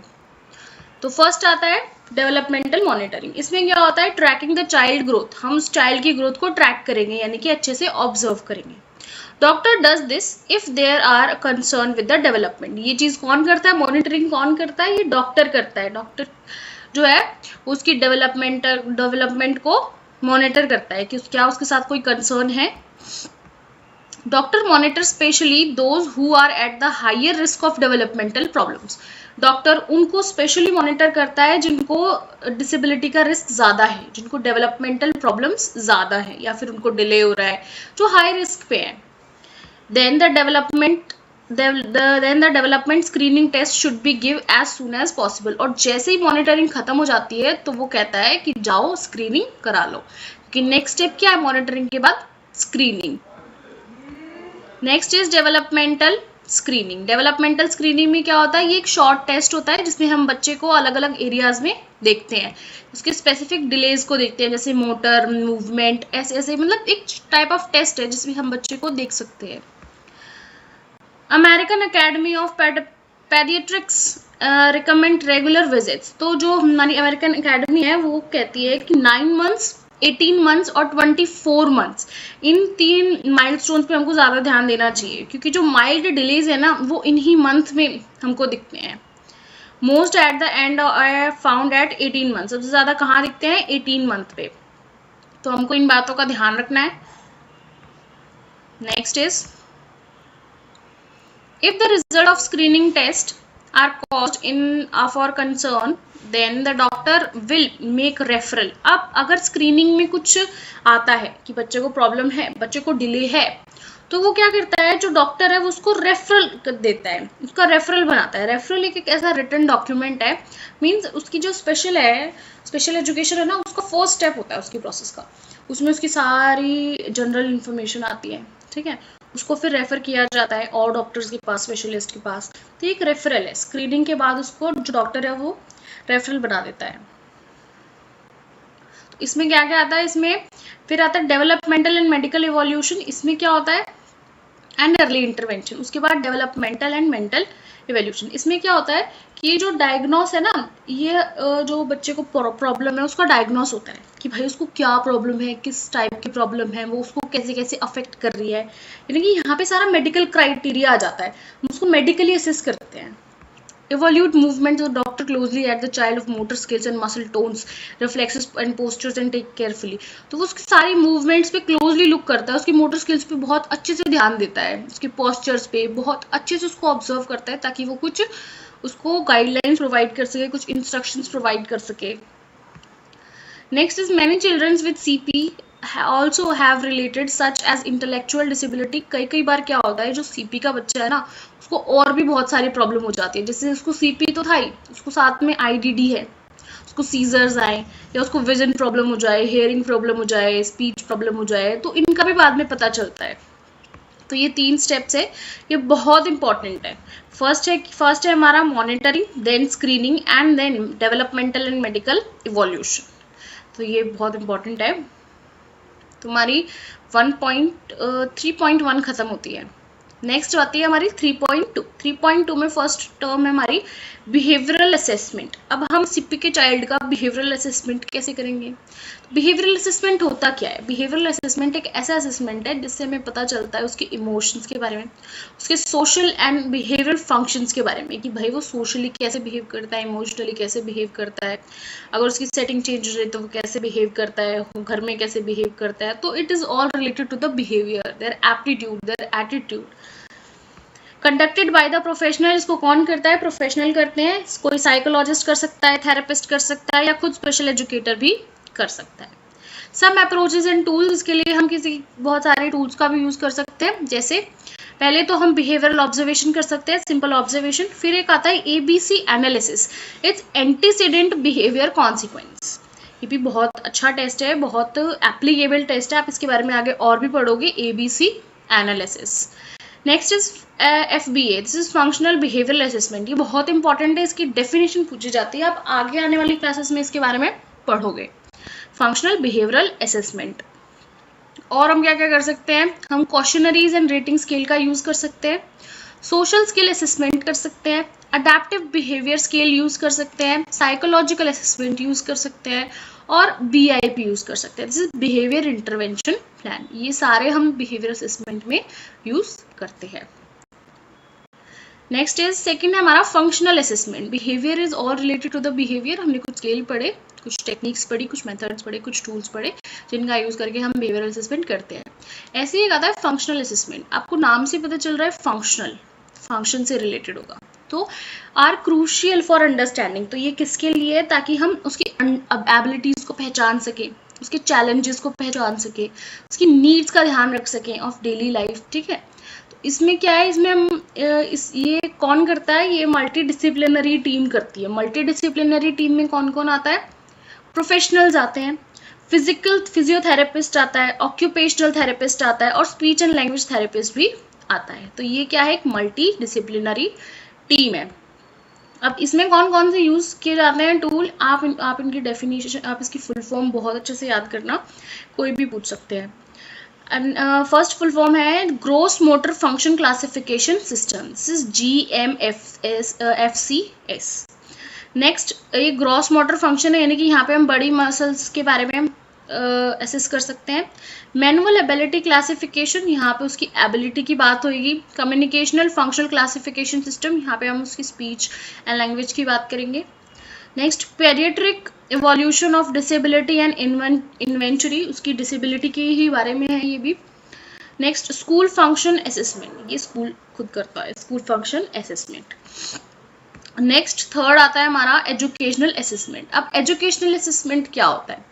एजुकेशनल असेसमेंट हम क्यों करते हैं? ताकि हम जान पाए, टू अंडरस्टैंड देयर लर्निंग, उनकी हम ये जान पाए क्या वो बच्चा सीख रहा है, क्या वो सीख सकता है, उसकी स्ट्रेंथ क्या है, उसकी वीकनेस क्या है, उसको क्या क्या चैलेंजेस आ रहे हैं। ठीक है, तो ये सब क्या किस में आता है? हमारा एजुकेशनल असेसमेंट में।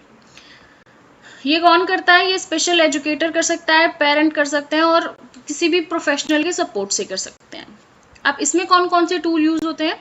Educational history review, curriculum based assessment, adaptive functioning assessment, individualised educational plan, this is IEP। Next, assistive technology assessment, functional behaviour assessment. तो ये सारे टूल्स हैं जो हम इस चीज में यूज कर सकते हैं। नेक्स्ट आता है इकोलॉजिकल असेसमेंट। इकोलॉजिकल असेसमेंट कौन सा असेसमेंट होता है? It involves the examining and interaction between the individual and environment. देखो, इकोलॉजिकल, इको वर्ड से ही पता चल रहा है, eco is related to the environment. तो यहाँ पे हम उसका इंटरेक्शन देखते हैं कि वो इंडिविजुअल और उसका इन्वायरमेंट कितना इंटरेक्ट कर पा रहे हैं, कि वो कितना सीख रहा है, कितना एक्सेस कर पा रहा है अपने इन्वायरमेंट से। उन दोनों के रिलेशन, उन दोनों के इंटरेक्शन पे डिपेंड करता है हमारा इकोलॉजिकल असेसमेंट। तो इसमें भी जो टाइप्स है, फिजिकल हो सकता है, सोशल, कल्चरल, सारे टाइप्स हैं इसके की कंपोनेंट्स क्या है? First, home environment, next school environment, community participation, social relationships, cultural consideration, transportation, recreation and lizards, communication, assistive technology. तो ये वो सारी चीज़ें हैं जो हम अपने इन्वायरमेंट में रोज़ देखते हैं या फिर रोज़ इनसे हमारा सामना होता है। तो ये सारी चीज़ें आती है इकोलॉजिकल असेसमेंट में। तो ये हमारी 1.3 भी खत्म होती है। यूनिट 4 हमारे पेपर नंबर 3 की, जो हमारा असेसमेंट वाला पेपर है ना, उसकी हम करेंगे यूनिट 4। तो यूनिट 4 में फर्स्ट हमको आई के बारे में पढ़ना है, उसके कुछ फंक्शंस के बारे में पढ़ना है। तो आई से शुरू करते हैं। ये मैंने डायग्राम के लिए स्पेस छोड़ा था, तो आप भी बना लेना या फिर पेस्ट कर लेना आई का डायग्राम। देन हम आई के पार्ट्स के बारे में पढ़ेंगे। फर्स्ट पार्ट आता है कॉर्निया। कॉर्निया क्या होता है? कॉर्निया जो है वो आउटर मोस्ट लेंस है हमारी आई का, जो कंट्रोल करता है उसको, लेंस को कंट्रोल करता है और फोकस करता है ऑन एंटरिंग द लाइट, कि लाइट अंदर एंटर करे। ठीक है, कॉर्निया क्या है? सबसे आउटर मोस्ट लेंस है। इट कंट्रोल्स द लेंस, ये लेंस को कंट्रोल करता है and focuses on entering the light, जो लाइट भी हमारी आई में एंट्री कर रही है उन पे फोकस करता है। Next is sclera. स्केलेरा जो टफ वाइट आउटर कवरिंग है ना हमारी आई की, वो जो हमारी आई को पूरा शेप प्रोवाइड कर रही है, राउंड जो हमको वाइटिश दिख रहा है ना, दैट इज स्केलेरा। ठीक है, ये हमारी आई को स्ट्रक्चर और सपोर्ट प्रोवाइड करते हैं। नेक्स्ट आता है क्रोइड। क्रोइड क्या है? क्रोइड प्रोवाइड्स O2, जो हमारी आई में जो क्रोइड है वो बाहर से ऑक्सीजन और नरिशमेंट देता है हमारी रेटिना को। ठीक है, नरिश करता है उसको। Next is retina. रेटिना क्या होता है? रेटिना हमारी आई बॉल के अंदर एक स्क्रीन होती है। ठीक है, जैसे कि आई जब भी लाइट हमारी आई के अंदर एंटर करती है किसी भी ऑब्जेक्ट से टकरा के, तो जो इमेज होती है वो हमारी रेटिना पे ही बनती है। तो it captures the light that enter in our eye and helps to translate it into the image on you see. तो ये क्या करती है? जैसे ही लाइट हमारी आईज में एंटर करती है, वो ये जो भी कुछ हम देख पा रहे हैं उसकी इमेज रेटिना पे ही बन रही होती है। तो retina is like a screen जिसपे इमेज फॉर्म होती है। ऑप्टिक नर्व, अब जो ऑप्टिक नर्व क्या करते हैं? ये ऑप्टिक नर्व हमारी आई में होती है, ये आई टू ब्रेन जाती है। जो भी इमेज रेटिना पे बन रही है वो जो ऑप्टिक नर्व है वो उसको ट्रांसफर करती है इन द इलेक्ट्रिकल सिग्नल्स। तो यहाँ पे मिलियन ऑफ नर्व सेल्स होते हैं जो उस विजुअल मैसेज को ब्रेन तक पहुँचाते हैं। ठीक है, देन ब्रेन उसको इंटरप्रेट करता है, फिर हम उस ऑब्जेक्ट को पहचान पाते हैं। Next is lens. The main function is to transmit light. Lens का मेन फंक्शन क्या है? कि लाइट को ट्रांसमिट करे, फोकस ऑन द रेटिना, और रेटिना पे उसको फोकस बना के रखे। आइरस क्या होता है? आइरस जो आप वाइट के बाद ये जो आप जिससे देखते हैं, किसी की ब्लू आइज होती हैं, किसी की ब्लैक आइज होती है, किसी की ब्राउन आइज होती है, किसी की ग्रीन आइज होती हैं, तो ये सब क्या है? ये उनके आइरस का कलर है। ठीक है, जो आपको कलरिश पार्ट दिख रहा है ना, दैट इज आइरस। आइरस क्या करता है? आइरस प्यूपल के साइज को कंट्रोल करता है। ठीक है, ये कंट्रोल करता है कि कितनी लाइट अंदर जानी चाहिए, कितनी नहीं। अब प्यूपल क्या है? प्यूपल जो आपको सेंटर में जो ब्लैक डॉट दिख रहा है ना, उसको हम बोलते हैं प्यूपल। ठीक है, इसका साइज चेंज होता है जैसे ही हम ज़्यादा लाइट में जाएंगे ना, तो इसका साइज छोटा हो जाता है ताकि कम लाइट एब्जॉर्ब कर सके। लेकिन जैसे ही हम किसी अंधेरे में जाएंगे ना, तो इसका साइज बड़ा हो जाता है ताकि ज़्यादा लाइट एब्जॉर्ब कर सके। नेक्स्ट आता है एक्वस ह्यूमर। एक्वस ह्यूमर कहाँ होता है? एक्वस ह्यूमर होता है हमारी आई के अंदर। ये ह्यूमर क्या है? ये ना एक जेल लाइक सब्सटेंस है जो कि हमारी आई को इन्फ्लेटेड रखता है, मीन्स उसकी शेप को बनाए रखता है, एंड प्रोवाइड नरिशमेंट, और हमारी प्रोवाइड को नरिशमेंट प्रोवाइड करता है, न्यूट्रिएंट्स प्रोवाइड करता है। नेक्स्ट आता है विट्रस ह्यूमर। ये भी हमारी आई के अंदर ही होता है। It provides nutrients to the eye, ये भी हमारी आई को न्यूट्रिएंट प्रोवाइड करता है, and help the eye to keep its shape, और उसकी शेप को बनाए रखने के लिए हेल्प करता है। ये दो ह्यूमर है, ये दोनों जेल लाइक सब्सटेंस है जो हमारी आई के अंदर होते हैं।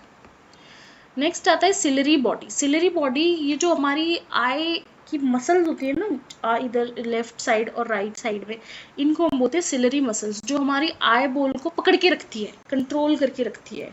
हमारे लेंस को, शेप ऑफ द लेंस को, ठीक है। तो उसको बोलते हैं ciliary muscles. It contains the muscles that control the shape of the lens during the accommodation. Accommodation होता है जब फोकस करना किसी चीज़ पे। तो जब हम एक इमेज पे फोकस करते हैं ना, तो हमारी जो सिलरी मसल्स हैं वो लेंस को पकड़ के रखती हैं, ताकि जब भी लेंस अपना फोकस बनाए, अपना फोकस रेटिना पे बनाए, तो वो ज़्यादा कंप्रेस ना हो, ज़्यादा रिलैक्स ना हो। तो सिलरी मसल्स उसको पकड़ के रखती है। Next, the primary feature of eye. अब आई का प्राइमरी फीचर क्या होता है? आई का प्राइमरी फीचर होता है is to detect and process the visual information. Eye का फंक्शन होता है डिटेक्ट करना, ठीक है, और विजुअल इंफॉर्मेशन को ब्रेन तक पहुंचाना और वर्ल्ड को दिखना, वर्ल्ड को देखना, ठीक है। तो जो भी हमारी सराउंडिंग में विजुअल हो रहा है, जो भी विजुअल इंफॉर्मेशन आ रही है, उसको डिटेक्ट करना, उसको प्रोसेस करना, उसको एक्सेस करना। तो ये हमारी आई का प्राइमरी फंक्शन होता है। अब फर्स्ट फंक्शन अगर हम इसको इलेबोरेट में पढ़े तो पहला होता है विजन। विजन एक प्राइमरी फंक्शन है, मोस्ट फंडामेंटल फंक्शन है, mean this is the one of the most important function.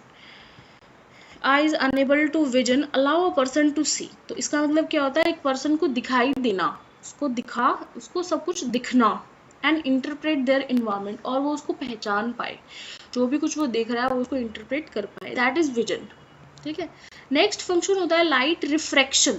एक टर्म आती है रिफ्लेक्शन और एक आता है रिफ्रैक्शन। रिफ्लेक्शन होता है bounce back of light. Light आई, किसी स्क्रीन से टकराई और वापस चली गई, दैट इज रिफ्लेक्शन। लेकिन रिफ्रैक्शन का मतलब होता है लाइट आई, एक मीडियम से दूसरे मीडियम में एंटर किया, दैट इज रिफ्रैक्शन। अगर मैं आपको इसको थोड़ा और अच्छे से समझाऊं तो जैसे मान लो एक स्क्रीन ये है और एक स्क्रीन ये है। अगर मैं रिफ्लेक्शन की बात करूं तो ये लाइट इधर से आएगी, इधर टकराएगी और इधर वापस चली जाएगी। लेकिन in the case of refraction ये एक मीडियम से आएगी और इधर से ऐसे चली जाएगी, दिस इज रिफ्रैक्शन, ठीक है। रिफ्लेक्शन में बाउंस बैक ऑफ लाइट हो जाता है और रिफ्रैक्शन के केस में लाइट अंदर चली जाती है, उस स्क्रीन के, उस मीडियम के अंदर चली जाती है।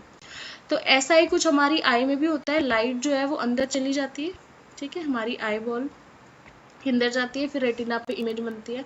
तो इसमें क्या है, the cornea and the lens bend the light ray and focus them to the retina. तो यहाँ पे भी सेम हो रहा है, जो कॉर्निया है, जो लेंस है, वो लाइट को बेंड कर देता है, यानी कि लाइट रे को अंदर जाने देता है, रिफ्रैक्ट करने देता है, to focus them on retina, ताकि जो लाइट है वो रेटिना में फोकस कर सके, ठीक है।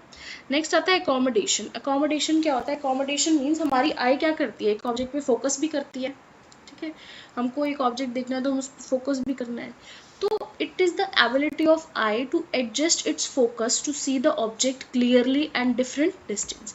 तो ये हमारी आई की वो एबिलिटी है जिसमें वो एक ऑब्जेक्ट पे फोकस करती है, उसको क्लियरली दिखाती है with in different different distances, ठीक है। कोई चीज़ पास है वो अच्छे से नजर आए, कोई थोड़ी दूर है और अच्छे से नजर आए, तो वो क्या करती है, अपना फोकस उसके हिसाब से एडजस्ट करती है। तो इसको हम बोलते हैं अकोमोडेशन।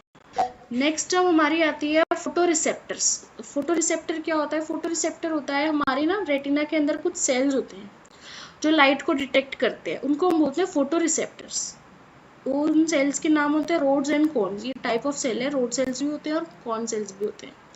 ये दोनों लाइट को कैप्चर करते हैं और उनको इलेक्ट्रिकल सिग्नल्स में कन्वर्ट करते हैं, ठीक है। इन्हीं सेल्स को बोलते हैं photo receptors. Photo means light, receptor means receive करना। तो ये लाइट को रिसीव करते हैं, कैप्चर करते हैं और फिर उनको इलेक्ट्रिकल सिग्नल्स में कन्वर्ट कर देते हैं। नेक्स्ट आता है ट्रांसमिशन ऑफ सिग्नल। सिग्नल्स को ट्रांसफर करना। अब हमारी आई में जो ऑप्टिक नर्व होती है वो इलेक्ट्रिकल सिग्नल्स बनाती है फोटो रिसेप्टर से, फिर उसको आई से लेके ब्रेन तक लेके जाती है। फिर जो ब्रेन होता है वो उसको प्रोसेस करता है, ठीक है, कि क्या इमेज है, वो उसको विजुअल इंफॉर्मेशन को प्रोसेस करता है। तो ये होता है ट्रांसमिशन ऑफ सिग्नल्स। नेक्स्ट आता है image formation. Image formation means image का बनना। अब आई के पास, ब्रेन के पास इमेज पहुंच तो गई, अब जो ब्रेन है वो उसको सीधा करेगा, क्योंकि जो हमारी रेटिना होती है ना, उस पर स्क्रीन, उसमें जो इमेज होती है वो उल्टी बनती है, तो हमारा ब्रेन उसको सीधा करता है। तो eye lens forms an inverted and a real image. जो भी हमारी आई की स्क्रीन, आई का जो लेंस है वो हमेशा उल्टी इमेज फॉर्म करता है, ठीक है, रेटिना पे। तो इमेज फॉर्मेशन ऐसे होता है, तो इमेज फॉर्मेशन में भी एक वर्क है। Then colour vision, colour vision क्या होता है, photo receptors of colour begins to specialise retinal cells cones. जो हमको कलर्स दिख रहे हैं ना, वो सिर्फ कोन्स की वजह से दिख रहे हैं, ठीक है। जो हमारे आई के अंदर कोन सेल्स होते हैं ना, कोन शेप सेल होते हैं, उनकी वजह से ही हमको कलरफुल विजन दिखता है। तो ये हमारा आई का फंक्शन खत्म होता है। आपको आई का फंक्शन पता होना चाहिए।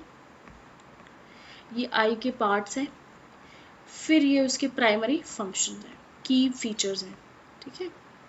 तो ये हमारी 4.1 खत्म नहीं हुई है। हमको इसमें ना ईयर के बारे में भी पढ़ना है। ईयर के बारे में क्या है, ईयर के भी हम same as it is parts पढ़ेंगे। Ear is a complex organ. जो हमारा ईयर होता है वो थोड़ा कॉम्प्लेक्स ऑर्गन होता है।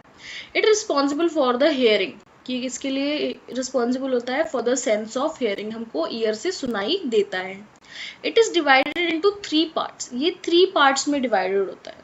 फर्स्ट आता है आउटर ईयर। सबसे पहला कौन सा ईयर आता है, आउटर ईयर, जो हम देख पाते हैं, ठीक है। जो हमारे बाहर निकला हुआ कान होता है, दैट इज आउटर ईयर। फिर मिडल ईयर आता है, और फिर सबसे लास्ट में इनर ईयर आता है। तो ये इसके 3 पार्ट्स होते हैं, outer ear, middle ear and inner ear. तो फर्स्ट हम पढ़ेंगे आउटर ईयर के बारे में। आउटर ईयर में क्या होता है, फर्स्ट पिन्ना। पिन्ना जो आप अपने हैंड से टच करके देखोगे, ये जो आउटर ओपनिंग है ना, एक शेल लाइक ओपनिंग है, इस पूरी ओपनिंग को हम बोलते हैं पिन्ना, ठीक है। इसको हम ऑरिकल भी बोलते हैं, auricle. Visible external part of the ear, जिसको हम देख सकते हैं, जो ईयर का एक्सटर्नल पार्ट है, इसको हम बोलते हैं pinna. It helps to connect the it helps and funnel sound wave towards the canal. इसकी हेल्प से ही हम सारी साउंड को कलेक्ट कर पाते हैं, एंड देन साउंड वेव को अंदर जो साउंड वेव है वो हमारे ईयर के अंदर एंटर कर पाती है, ठीक है। तो इस पिन्ना का वर्क क्या है, पिन्ना का सिर्फ यही फंक्शन है कि वो साउंड को कलेक्ट करे और हमारे कान की कैनाल तक ट्रेवल कराए। Next, external auditory canal. अब जो पिन्ना के बाद का जो पार्ट होता है, जो ट्यूब लाइक एक्सटेंड है, उसको बोलते हैं हम एक्सटर्नल ऑडिटरी कैनाल। ये पिन्ना से लेके ईयर ड्रम तक जाता है। इसका काम क्या होता है, साउंड वेव को ट्रांसफर करना आउटर ईयर से लेके मिडल ईयर तक, ठीक है। तो हमारे आउटर ईयर में 2 पार्ट होते हैं, पहला pinna, second external auditory canal. हाँ, इसमें एक चीज और होती है, ईयर ड्रम, आप कहते हो ना कान का पर्दा, दैट इज टिम्पैनिक मेम्ब्रेन, इसको हम बोलते हैं टिम्पैनिक मेम्ब्रेन। अब ये कैसे फंक्शन करती है, it is a thin membrane. ये कैसी मेम्ब्रेन है, बहुत थिन मेम्ब्रेन है। That vibrates when sound waves enter. ये जब ये वाइब्रेट होती है जब भी कोई साउंड आती है। जैसे अगर मैं आपको कुछ बोल रही हूँ, तो जो मेरी वॉइस आप तक जा रही है ना, तो आपकी ईयर ड्रम मीन्स आपके कान के पर्दे में कुछ वाइब्रेशंस हो रही हैं, ठीक है। अब यही वाइब्रेशंस, ये जो वाइब्रेशंस है, ये मिडल ईयर तक जाती हैं, ठीक है। जो ये ईयर ड्रम है, ये हमारे आउटर ईयर और मिडल ईयर के बीच का पार्ट होता है। आप इसको ऐसे समझ सकते हो। तो इसमें 3 चीजें आती है। एक आता है पिन्ना, जो साउंड को कैप्चर करता है। फिर ऑडिटरी कैनाल, जो साउंड वेव को ईयर के अंदर ट्रांसफर करती है। फिर उसमें एक ईयर ड्रम आती है, एक मेम्ब्रेन आती है, जो कि वाइब्रेशंस प्रोवाइड करती है, ठीक है। जो भी हम बोल रहे हैं, जो साउंड वेव्स है, उनसे वो वाइब्रेशंस प्रोवाइड करती है, और फिर उसको मिडल ईयर तक ट्रांसफर करती है। Next, middle ear. Middle ear में फर्स्ट पार्ट होता है ऑसिकल्स। ऑसिकल्स क्या है, ऑसिकल्स 3 बोन्स है।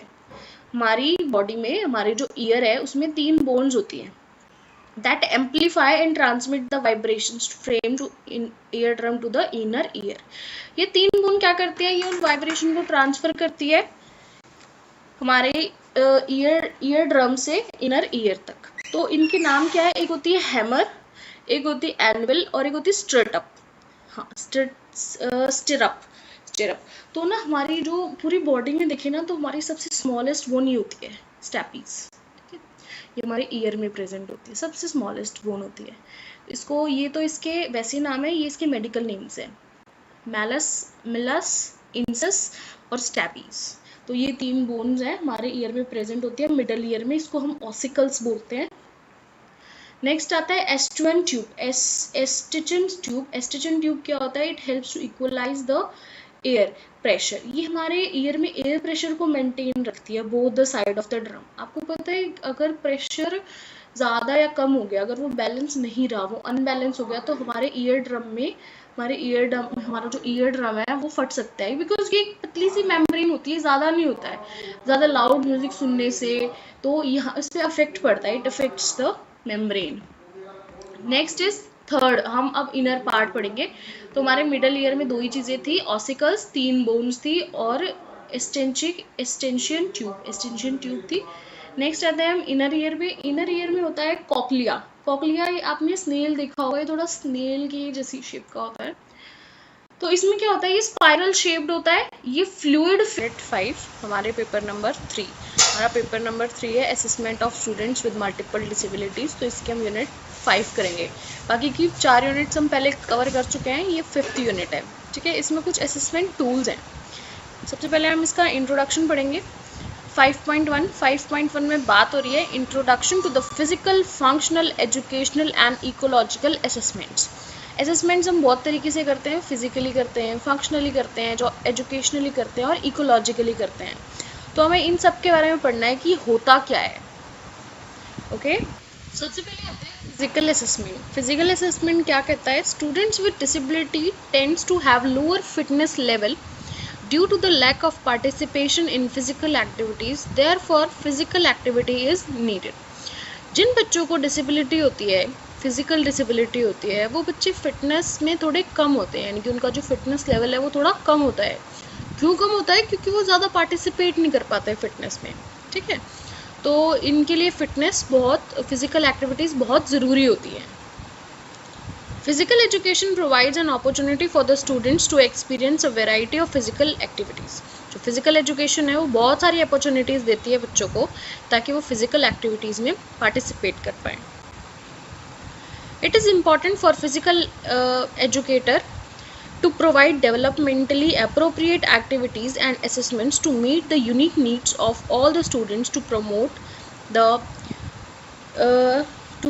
and assess lifelong। Okay, हमें ये देखना है कि जो फिज़िकल एजुकेटर है, जो भी फिज़िकल एजुकेशन का टीचर है, उसको ये देखना है कि उस बच्चे के लिए अप्रोप्रिएट डेवलपमेंटल एक्टिविटी कौन सी है, ठीक है। उसको उसके हिसाब से एक्टिविटी देना, उसकी यूनिक नीड्स के अकॉर्डिंग उसको एक्टिविटी देना, उसको प्रमोट करना लाइफ लॉन्ग, ठीक है। ये उसके लिए बहुत इंपॉर्टेंट है। This also discuss techniques use to assess physical activities. जो टेक्निक्स यूज़ करने वाले हम असेसमेंट के लिए उस फिज़िकल एक्टिविटीज़ के लिए, तो हमको इंश्योर करना है कि ये सारी चीज़ें हम डिस्कस करें, ठीक है। एक्टिविटी नेमली हार्ट रेट मॉनिटर्स, आप हार्ट रेट मॉनिटर्स का यूज़ करो, इन टेक्निक्स का यूज़ करो, पेडोमीटर्स का यूज़ करो एंड सेल्फ रिपोर्टिंग असेसमेंट तैयार करो। तो ये चीज़ें हमें बहुत ज़्यादा ज़रूरी है करना, अगर हम बच्चे को फिज़िकल एक्टिविटीज़ करा रहे हैं, उसका फिज़िकल असेसमेंट कर रहे हैं। A child's abilities are more important than disabilities। हमको चाइल्ड्स की एबिलिटीज़ पे ज़्यादा ध्यान देना है, उसकी ज़्यादा डिसेबिलिटीज़ पे ध्यान नहीं देना। हमको ये देखना है कि वो क्या कर सकता है, ये नहीं देखना है कि वो क्या नहीं कर सकता है, ठीक है। उसकी एबिलिटीज़ पे कंसंट्रेट करो, उस पर वर्क करो, उसके इंटरेस्ट पे वर्क करो, ताकि वो आगे आगे ग्रो कर पाए, ठीक है। सबसे पहले ऑब्जर्व द चाइल्ड, आपको चाइल्ड को ऑब्जर्व करना है। टेक अ हिस्ट्री, उसकी हिस्ट्री जाननी है। Examine the child, then child को एग्जामिन करना है। ये होता है फिजिकल असेसमेंट का प्रोसेस। अब एग्जामिनेशन कैसे कर सकते हैं, सेंसेस के थ्रू कर सकते हैं, मूवमेंट से, फॉर्म एंड स्ट्रक्चर से, माइंड ब्रेन नर्व सिस्टम से और डेवलपमेंटल लेवल से। In addition complete physical exam include checking of health system inside of body. अब इसके लिए हम उसका फिजिकल एग्जाम भी ले सकते हैं, ताकि हमें उसके अंदर की बॉडी के बारे में भी पता चले, वो कैसा महसूस कर रहा है। अब इन सब चीज़ों के लिए हमें टेस्ट की ज़रूरत पड़ेगी। तो टेस्ट इन वूम मीन्स जब बच्चा माँ के टमी में होता है, पेट में होता है, मीन्स बर्थ से पहले। तो एक्सरे होता है, X-ray is the best way, जिससे कि हम पता लगा सकते हैं कि जो न्यू बॉर्न बेबी है उसके बॉडी पार्ट्स डेवलप कर रहे हैं या नहीं कर रहे हैं। नेक्स्ट आता है अल्ट्रासाउंड। अल्ट्रासाउंड में हम बेबी की डेवलपमेंट को चेक कर सकते हैं। इट इज़ 100% एक्यूरेट होता है, ये पेनलेस होता है, सेफ होता है। MRI is magnetic resonance imaging. MRI कराते हैं, ये ब्रेन डिसऑर्डर्स के लिए होता है mainly, to evaluate most frequently acute abdominal and pelvic pain और प्लेसमेंट एब्नॉर्मलिटीज़। तो MRI भी एक टेक्निक है जिससे हम इनसाइड द बॉडी क्या चल रहा है उसके बारे में पता लगा सकते हैं। Next blood test. Blood test check हम क्यों करते हैं? डायबिटीज़ के लिए, इन्फेक्शंस के लिए, या फिर कोई other part of the body में कोई रिस्क है, डिफेक्ट है, ठीक है, तो उसके लिए हम ब्लड टेस्ट करते हैं। नेक्स्ट EEG होता है, इलेक्ट्रोएन्फालोग्राफिंग। ओके, इसमें हम फीटल ब्रेन के इलेक्ट्रिकल एक्टिविटीज़ का चेक कर सकते हैं, हम रिकॉर्ड कर सकते हैं कि जो फीटल है उसके ब्रेन में क्या क्या एक्टिविटीज़ हो रही है। नेक्स्ट आता है CT scan. CT scan is computer tomography scan. Computer tomography scan किस लिए होता है? Receiving the CT scan during pregnancy. ये ड्यूरिंग प्रेगनेंसी होता है। Has not to be shown to increase the radiation exposure to the foetus. लेकिन इसमें हम ज़्यादा रेडिएशन को एक्सपोज नहीं कर सकते फीटस पे। तो ये था हमारा फिजिकल असेसमेंट कि भाई फिजिकल असेसमेंट क्या होता है, कैसे होता है, इसमें क्या क्या होता है, और ये कुछ टेस्ट है, ठीक है। नेक्स्ट आता है एजुकेशनल असेसमेंट। एजुकेशनल असेसमेंट क्या होता है? आपको नाम से पता चल रहा है एजुकेशन के बारे में, हम कि वो कितना पढ़ लिख सकता है, उसकी एजुकेशन का असेसमेंट करेंगे, ठीक है। As a mean for systematic collecting and interpreting a wide variety of information, assessment can form any number of discussions. तो यहाँ पे हम बहुत सारे मेथड्स का यूज़ कर सकते हैं, सिस्टमैटिकली कलेक्टिवली अप्रोच लगा सकते हैं असेसमेंट की। नेक्स्ट, सबसे पहले instructions, then interventions, then classification and then placement. ये इसके 4 की पॉइंट है। सबसे पहला नीड क्या है फिजिकल असेसमेंट की, एजुकेशनल असेसमेंट की? To screen the child in order to identify those may have learning problems and experiences delay.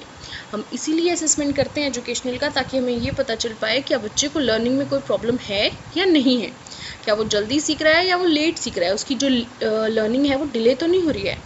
To determine whether a child has disability or therefore eligible for special education services, हमको ये determine करना है कि वो जो child है वो disable तो नहीं है, उसको कोई डिसेबिलिटी तो नहीं है, अगर ऐसा है तो क्या वो एलिजिबल है स्पेशल एजुकेशन के लिए। To diagnose the specific nature of child problem, हमको डायग्नोज करना है अगर उस बच्चे को डिसेबिलिटी है, कोई लर्निंग डिसेबिलिटी है, तो वो किस टाइप की है, क्या स्पेसिफिक नेचर है उस डिसेबिलिटी का। To provide detailed information that helps to development of an IEP, तो हमको डिटेल में इंफॉर्मेशन पता करनी चाहिए ताकि हम अपनी IEP को डेवलप कर सकें। To develop the plans, instructions that appropriate to the child's need, उसकी नीड्स के अकॉर्डिंग में प्लान्स डेवलप करने हैं, इंस्ट्रक्शंस डेवलप करनी हैं। To evaluate the child student progress, अब फिर क्या करना है, उसकी जो स्टूडेंट है उसकी प्रोग्रेस को भी इवेल्यूएट करना है। तो ये है नीड्स कि हमें क्यों करना है। नेक्स्ट आता है टेस्ट। अब इसमें कौन कौन से टेस्ट होते हैं? इसमें होता है NRT और CRT। NRT होता है नॉर्म्स रेफरेंस टेस्ट और CRT होता है क्राइटेरिया रेफरेंस टेस्ट। पेपर में इससे रिलेटेड क्वेश्चंस डेफिनेटली आता है, आपसे डिफरेंस पूछा जाता है कि NRT और CRT में क्या डिफरेंस होता है। NRT क्या होता है? allow teachers to compare the students results with someone else। NRT में हम एक बच्चे का रिजल्ट बाकी सबसे कंपेयर करते हैं, वो होता है NRT। CRT क्या होता है? CRT is measured by students' performance against a fixed set and predetermined criteria of learning standard। CRT में क्या होता है कि हम जो बच्चे का रिजल्ट है वो एक सर्टेन क्राइटेरिया पे मैच करते हैं। फॉर एग्जांपल, अगर मैं आपको एग्जांपल दूँ, NRT क्या है? मैम ने टेस्ट लिया क्लास में, फिर मैम देखेगी सबसे हाईएस्ट किसके आए, ठीक है, तो ये क्या है? NRT, हाईएस्ट किसके आ रहे हैं। फिर जैसे CRT की बात करें तो CRT क्या है? जैसे आप नॉर्मली एग्ज़ाम्स देते हो, कोई जैसे आप CTET देने वाले हो, CTET में क्या है कि जो जिसके 90% मार्क्स आते हैं वो पास हो जाता है, और जिसके 90 मार्क्स नहीं आते हैं तो वो रह जाता है। तो ये जो 90 क्या है, ये क्राइटेरिया सेट किया है, अगर आप इसको क्रॉस कर रहे हो देन यू आर एलिजिबल, अगर आप इसको क्रॉस नहीं कर रहे हो तो आप नहीं हो एलिजिबल। तो ये क्या है? CRT है, यहाँ पे क्राइटेरिया रखा गया है। लेकिन नॉर्म्स रेफरेंस टेस्ट में क्या है कि आपको कंपेयर किया जाएगा किसके हाईएस्ट हैं, इसके हाईएस्ट सबसे ज़्यादा किसके हैं, उस बच्चे के हैं। वहाँ पे कोई क्राइटेरिया नहीं है कि आप इसके से ज़्यादा मार्क्स लेके आओगे तो आप फेल हो, इससे ज़्यादा आप मार्क्स लेके आओगे तो आप पास हो, तो ऐसा कुछ नहीं है। लेकिन क्राइटेरिया रेफरेंस टेस्ट में क्या है, क्राइटेरिया फिक्स कर देते हैं, अगर आप उसको क्रॉस कर रहे हो देन यू आर एलिजिबल, अगर आप उसको नहीं कर रहे हो देन ट्राई अगेन। नेक्स्ट आता है इकोलॉजिकल असेसमेंट। इकोलॉजिकल असेसमेंट कैसे होता है? It evaluates the success of specific learners in the certain educational environment. Okay, ये क्या होता है? जब हम बच्चे को असेसमेंट करते हैं उसके इन्वायरमेंट से रिलेटेड असेसमेंट करते हैं कि एक स्पेसिफिक लर्नर है, उसका एजुकेशनल इन्वायरमेंट कैसा होना चाहिए। Examining the learning demands of that setting, हम क्या देखते हैं कि उसकी लर्निंग डिमांड्स क्या हैं। कंपेयरिंग देम द टारगेट तो the target student strength and challenges, हम स्ट्रेंथ देखते हैं, चैलेंजेस देखते हैं कि बच्चों को क्या क्या चैलेंजेस हो रहे हैं। Analysis on the basis of domains, अब इसमें कुछ एनालिसिस आता है कि भाई कुछ डोमेन्स है इसमें कि हमें बच्चों की इन चीज़ों में भी असेसमेंट करनी है। सबसे पहला आता है वोकेशनल। वोकेशनल क्या होता है? वोकेशनल में इंक्लूड होता है क्वेश्चनरी करते हैं, हम क्वेश्चन आर्स करते हैं, बच्चों से क्वेश्चन पूछते हैं, वो आंसर करते हैं। इसमें वोकेशनल बिहेवियर का असेसमेंट होता है कि बच्चा कितना वोकेशनल हो पा रहा है, मीन्स कितना वो बात कर रहा है, कितना वो सोशलाइज हो रहा है। Next leisure and recreation. Leisure and recreation का मतलब होता है अगर एक बच्चा फ्री है तो वो अपने फ्री टाइम में क्या कर रहा है, लीजर वो होता है। Refers to those activities that people choose to do to refresh their bodies, ये वो एक्टिविटीज़ होती हैं जो वो फ्री टाइम होता है या फिर वो अपने माइंड को रिफ्रेश करना चाहते हैं तो वो एक्टिविटीज़ कराना। And make them leisure time more interesting, ताकि वो जो लीजर टाइम है यानी कि वो जो उनके पास एक्स्ट्रा टाइम है, ठीक है, उसको ज़्यादा इंटरेस्टिंग बना सके, इंजॉयबल बना सकें। तो ये होता है इसमें। नेक्स्ट आता है डोमेस्टिक। डोमेस्टिक में आप डोमेस्टिक वर्क एक्शंस ले सकते हो, for example cleaning, organising, loading, washing, caring, ठीक है। तो ये सारी एक्टिविटीज़ आप उससे करा के देख सकते हो कि वो यहाँ कैसे परफॉर्म करता है। Community utilisation. कम्युनिटी यूटिलाइजेशन में हमें उसकी सिविक रिस्पॉन्सिबिलिटीज़ के बारे में जानना है, जैसे ट्रांसपोर्ट है, स्ट्रीट है, सर्विस फैसिलिटीज़ हैं, वो कितना जानता है इसके बारे में, उसको रोड क्रॉस कितना आता है नहीं आता, उसको ट्रैफिक लाइट के बारे में पता है नहीं पता है, ज़ेब्रा क्रॉसिंग के बारे में पता है नहीं पता है, फैसिलिटीज़ के बारे में पता है नहीं पता है, ठीक है। तो ये सारी चीज़ें आती हैं। सबसे लास्ट आता है हमारे पास फंक्शनल असेसमेंट। फंक्शनल असेसमेंट क्या होता है? सबसे इम्पॉर्टेंट चीज़ इसमें यही है, व्हाट इज़ फंक्शनल असेसमेंट। ये भी आता है, इसको आप स्टार लगा लो, मार्क कर लो, this is very important. Functional assessment क्या कहता है? Measures and individuals level of function. इसमें हम एक इंडिविजुअल के लेवल का मेजरमेंट करते हैं कि वो कितना फंक्शन कर रहा है। And abilities to perform specific task, हम ये देखते हैं अगर हम उसको एक टास्क देते हैं तो वो उस पर कितना कर पाता है। सेफ एंड डिपेंडेंट, वो सेफली कर पाता है और डिपेंडेबल रहता है। On the basis over defined period, अब इसके लिए एक टाइम भी होता है। तो इसके 3 मेथड्स होते हैं। सबसे पहले डायरेक्ट ऑब्जर्वेशन करते हैं, दूसरा इनफॉर्मल मेथड होता है और तीसरा फंक्शनल एनालिसिस होता है। डायरेक्ट मेथड में एक ऑब्जर्वर होता है, वो रिकॉर्ड करता है इंसिडेंट, बिहेवियरल्स, कॉन्सिक्वेंसेस, सब कुछ। इनफॉर्मल मेथड में कुछ इंटरव्यूज़ होते हैं, क्वेश्चन आवर्स होते हैं, और फंक्शनल एनालिसिस में परफेक्टली टेस्ट होता है, ठीक है। इंसिडेंट्स होते हैं, इसके कॉन्सिक्वेंसेस होते हैं, तो एक मैनिपुलेटिव अंडरस्टैंडिंग होती है, ठीक है। तो ये हमारा 5.1 ख़त्म होता है यहाँ पे। नेक्स्ट है 5.2। 5.2 का नाम है डेवलपमेंटल चेकलिस्ट फॉर असेसमेंट। इसमें हम एक चेकलिस्ट पढ़ेंगे, पन्ना। इसमें क्या बताया है? Training for childrens with MR, कि किन बच्चों के लिए यूज़ करते हैं हम? MR वाले बच्चों के लिए। MR means for mental retardation, ठीक है, वो बच्चे जिनको मेंटल रिटायर्डेशन होता है उनके लिए ये checklist. This is an assessment tool for youngs, means ये उनके लिए करते हैं जो बच्चे यंग होते हैं। एज ग्रुप रहता है इसका 0 to 6 ईयर्स तक का। अब इसमें क्या क्या होता है? इसमें एक चेकलिस्ट होती है, यूज़र मैनुअल होता है, सेट ऑफ एक्टिविटी कार्ड होता है, material for assessment and training होता है। अब इस चेकलिस्ट के क्या क्या पार्ट्स हैं? इसमें 5 एरियाज कवर होते हैं। सबसे पहला मोटर, फिर सेल्फ हेल्प, फिर language, then cognitive and then socialization. हर एक एरिया के 50-50 पॉइंट्स होते हैं, ठीक है। ईच डोमेन हैज़ 50 आइटम्स, हर डोमेन में 50-50 आइटम्स होते हैं, 50-50 चीज़ें होती हैं। नेक्स्ट टोटल 250 आइटम्स हो गए हमारे पास, जैसे 50 मोटर्स के आइटम्स होंगे, 50 सेल्फ हेल्प के, 50 लैंग्वेज के और 50 कॉग्निटिव के एंड 50 सोशलाइजेशन के। तो 50 मार्क्स का होता है एक। तो 50-50 आइटम्स इनमें होते हैं, तो टोटल इन सब के मिला के आपके पास 250 आइटम्स हो गए। अब स्कोरिंग कैसे होती है? ए हम वहाँ लिखते हैं विच एबल टू डू, मीन्स अगर कोई एक्टिविटी, जैसे मोटर है, मोटर में अगर वहाँ पे लिखा है क्या उसकी फाइन मोटर्स में कोई प्रॉब्लम है, तो अगर है तो आप बोलोगे B, means unable to do, वो नहीं कर पा रहा है। और अगर उसको प्रॉब्लम नहीं है तो आप क्या लिखोगे? ए, मीन्स एबल टू डू, ठीक है। राइटिंग है, ग्रैबिंग है, ग्रास्पिंग है, ये सब क्या है? मोटर्स हैं। तो मोटर्स में ऐसे 50 एक्टिविटीज़ आपको दिखेंगे, 50 आइटम्स आपको दिखेंगे। तो आपको कैसे स्कोर करना है? ए, अगर वो कर पा रहा है able to do, B unable to do, वो नहीं कर पा रहा है। तो ये आपका उपन्यान। तो यही था उपन्यान में। ये एक डेवलपमेंटल ट्रेनिंग है, किसके लिए, एमआर के चिल्ड्रंस के लिए जिनको मेंटल रिटार्डेशन होता है। इसका एज ग्रुप 0 to 6 ईयर्स होता है। इसमें चेकलिस्ट होती है, यूज़र मैनुअल होता है, एक्टिविटीज़ का सेट होता है और material for assessment and training होता है। इसके 5 एरियाज़ होते हैं, 5 एरियाज़ ये हैं। हर एक एरिया में 50-50 आइटम्स होते हैं, टोटल 250 आइटम्स होते हैं। स्कोरिंग ए और बी से होती है। ए का मतलब होता है एबल टू डू, बी का मतलब होता है अनएबल टू डू। ठीक है, नेक्स्ट है 5.3। 5.3 में हम पढ़ेंगे functional assessment for programming and teaching. तो इसमें हम कुछ फंक्शनल असेसमेंट्स पढ़ेंगे। इसमें आता है FACP, PMR, MDPS। ठीक है, assessment for sensory motors. Next आता है support intensity scale, ICAN, any other indigenous assessments. ठीक है, तो हमें इन सब के बारे में पढ़ना है। फिर हमको बिहेवियरल असेसमेंट के बारे में पढ़ना है, बेसिक MR के बारे में। फिर करिकुलम बेस्ड असेसमेंट के बारे में पढ़ना है, इसमें आता है ग्लैड और आरम। तो ये बहुत इंपॉर्टेंट यूनिट आपकी। ये सारे जो फंक्शनल असेसमेंट है, ये जो चेकलिस्ट्स हैं, ये आपको सारी पढ़नी है, 1 by 1 में सारी कराऊंगी। Okay, let's start.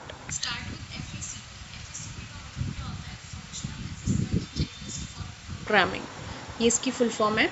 Activity based checklist होती है, किसके लिए होती है, used for childrens with MR। MR means mental retardation, उन बच्चों के लिए होती है जिनको मेंटल रिटार्डेशन होता है। ग्रुपिंग ऑफ स्टूडेंट्स, इसमें बच्चों की ग्रुपिंग की जाती है। सबसे पहले आता है प्री प्राइमरी और सेकेंडरी। प्री प्राइमरी में 2 चीज़ें होती हैं, प्राइमरी 1 एंड प्राइमरी 2। सेकेंडरी में pre vocational 1 and pre vocational 2। It is based on the abilities and chronicle age. ये किसके पर बेस्ड होती है, ये एबिलिटीज़ पे बेस्ड होती है और क्रॉनिकल एज पे बेस्ड होती है। फर्स्ट एज, इनका एज ग्रुप होता है 3 से लेके 18 ईयर्स तक का। ठीक है, इस चेकलिस्ट में जितने बच्चे होते हैं उनका ग्रुप, उनकी एज होनी चाहिए 3 to 18। प्री प्राइमरी में कौन से बच्चे जाते हैं, प्री प्राइमरी में बच्चे जाते हैं 3 से लेके 6 साल तक के। यहाँ पे बच्चों को क्या सिखाया जाता है, इसका कंटेंट होता है पर्सनल, सोशल एंड एकेडमिक।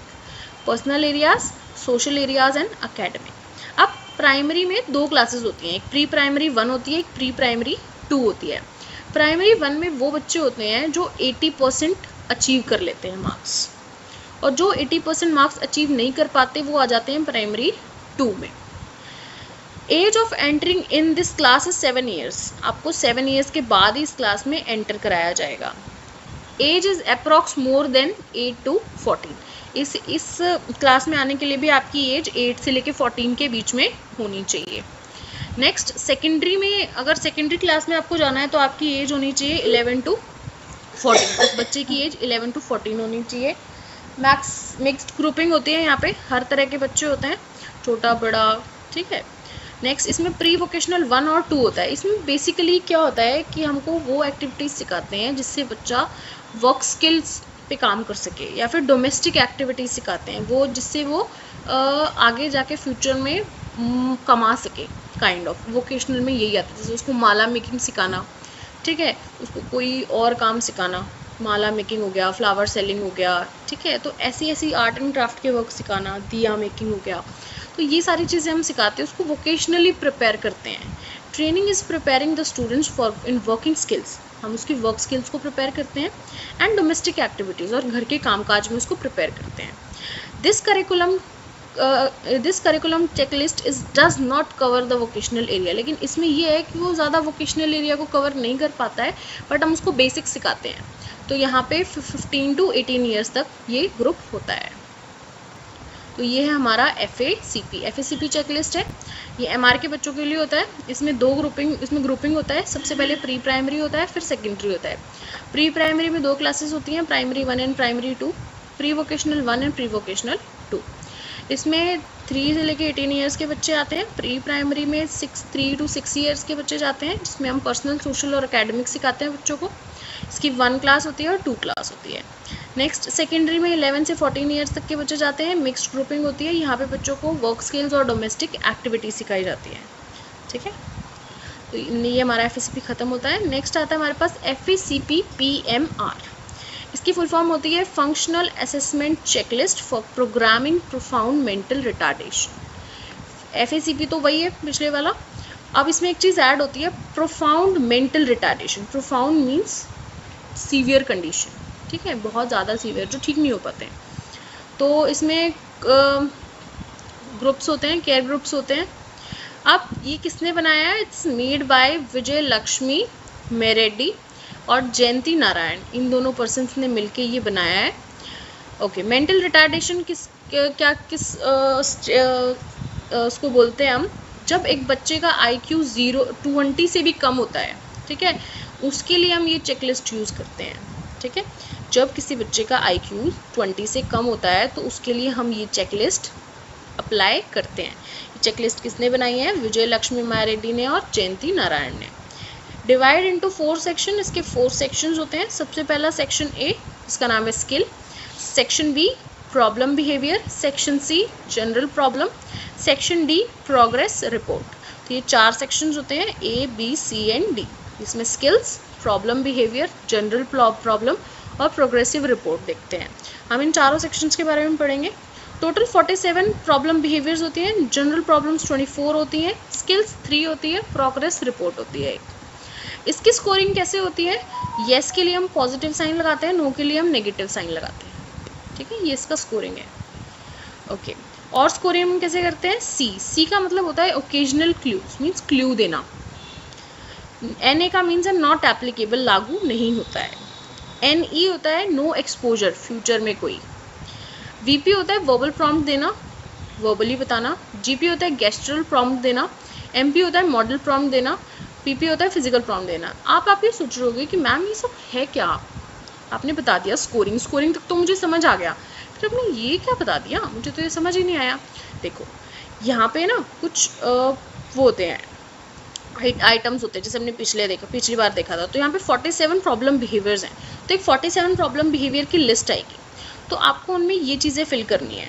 ये चीज़ें जैसे एक रेपिटेटिव बिहेवियर के बारे में वर्ड है, अगर वो ओकेजनली करता है तो आप वहाँ C लिखोगे, अगर वो नहीं करता है तो आप वहाँ NE लिखोगे, ठीक है।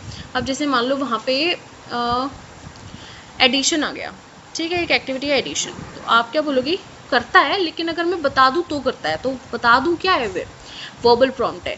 गेस्टरल प्रॉम्प्ट से करता है तो GE लिखोगे, मॉडलिंग प्रॉम्प्ट से करता है तो MP लिखोगे, फिजिकल प्रॉम्प्ट से करता है तो PP लिखोगे। तो ये इस तरीके से फिल होंगे। स्किल्स कौन कौन सी आती हैं? Eating skill, drinking skill, toileting, dressing, motor, communication, social, visual, सब क्या है? स्किल्स हैं।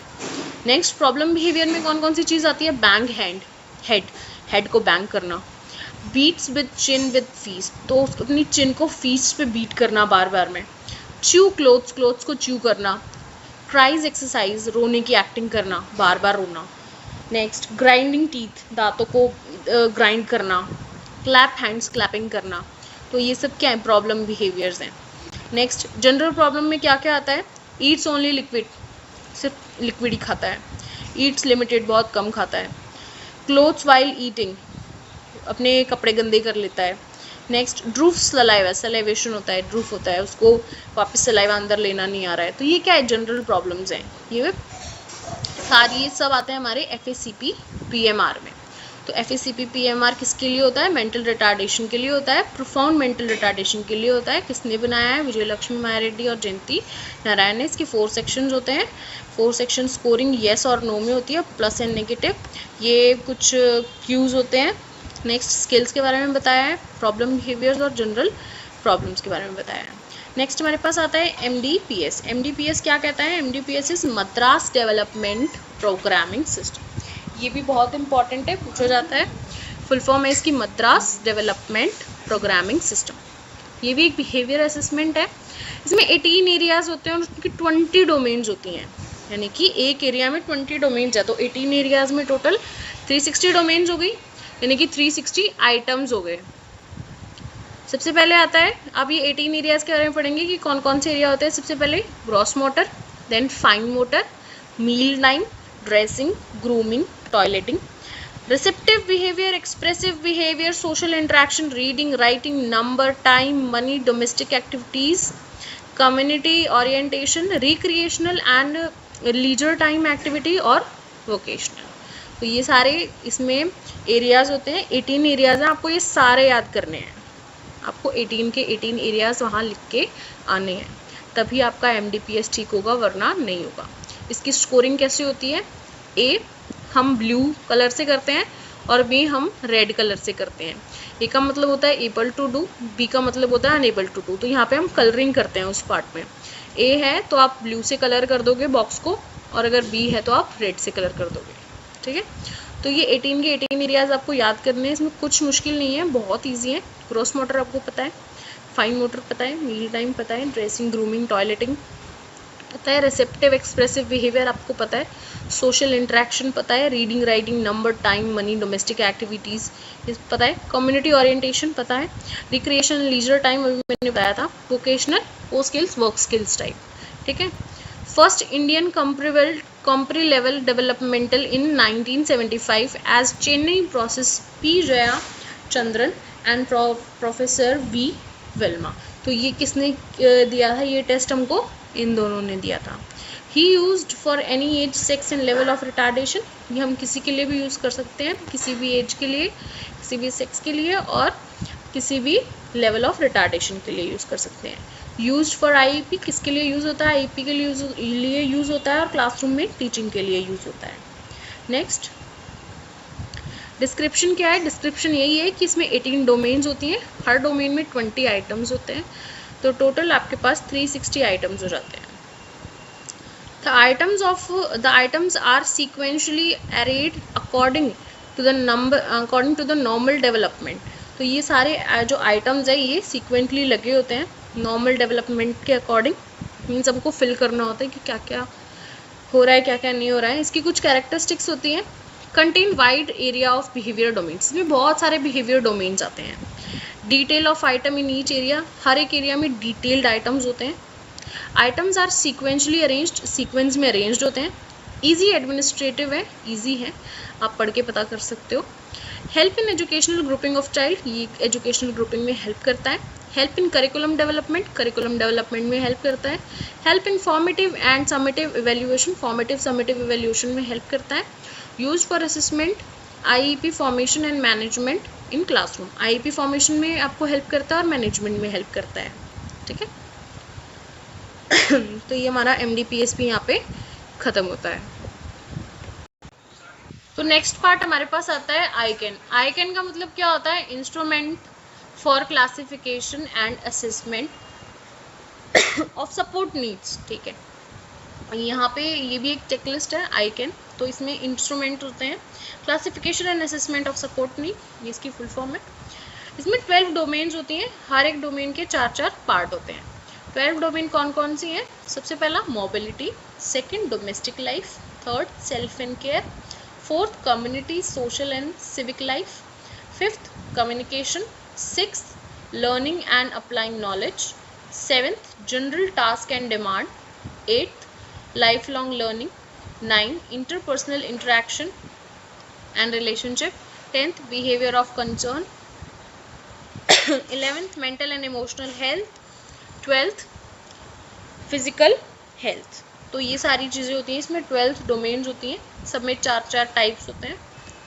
ये इसका स्कोरिंग होता है आउट ऑफ 5 आपको मार्क्स देने होते हैं।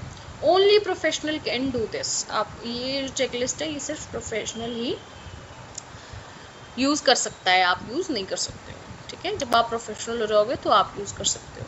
ये एक और चेकलिस्ट है। तो हमारे पास हमने काफ़ी सारी चेकलिस्ट की है। आपको ये है कि आपको ना इन चेकलिस्ट का मटेरियल पता होना चाहिए, ठीक है, इनकी डोमेन्स पता होनी चाहिए, स्कोरिंग सिस्टम पता होना चाहिए। तो हमारे पास आती है बेसिक MR। बेसिक MR क्या है? Behavioural assessment scale for childrens with mental retardation. ये उन बच्चों के लिए होता है जिनको मेंटल रिटार्डेशन होता है।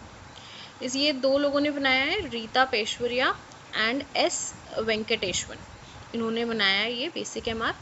आपको पता होना चाहिए कौन सी चेकलिस्ट किन्होंने बनाई है, ठीक है। Can be applied to 6 years to 16 or 18 years, 6 level for retardation, okay.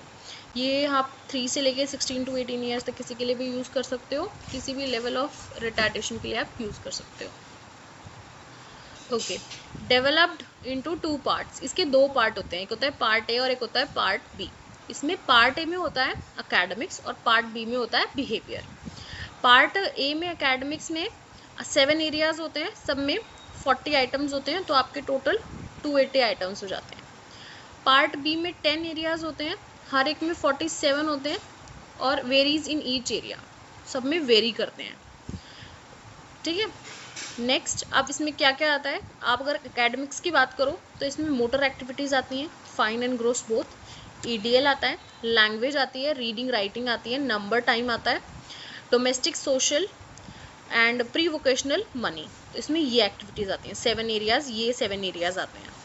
Next यहाँ पे बिहेवियर में 10 एरियाज आते हैं, violent and destructive behaviour, temper with others, misbehave with others, self injurious, repetitive behaviour, odd behaviour, hyper act, rebellious, anti social या fear objects. तो ये सारे areas आते हैं आपके बिहेवियरल वाले पार्ट में। इसमें 2 पार्ट होते हैं, सबसे पहला part A, part B. Part A किसके लिए होता है, एकेडमिक्स के लिए, जिसमें 7 एरियाज होते हैं। पार्ट बी किसके लिए होता है, बिहेवियर के लिए, जिसमें 10 एरियाज होते हैं। पार्ट ए में ये 7 एरियाज होते हैं, पार्ट बी में ये 10 एरियाज होते हैं।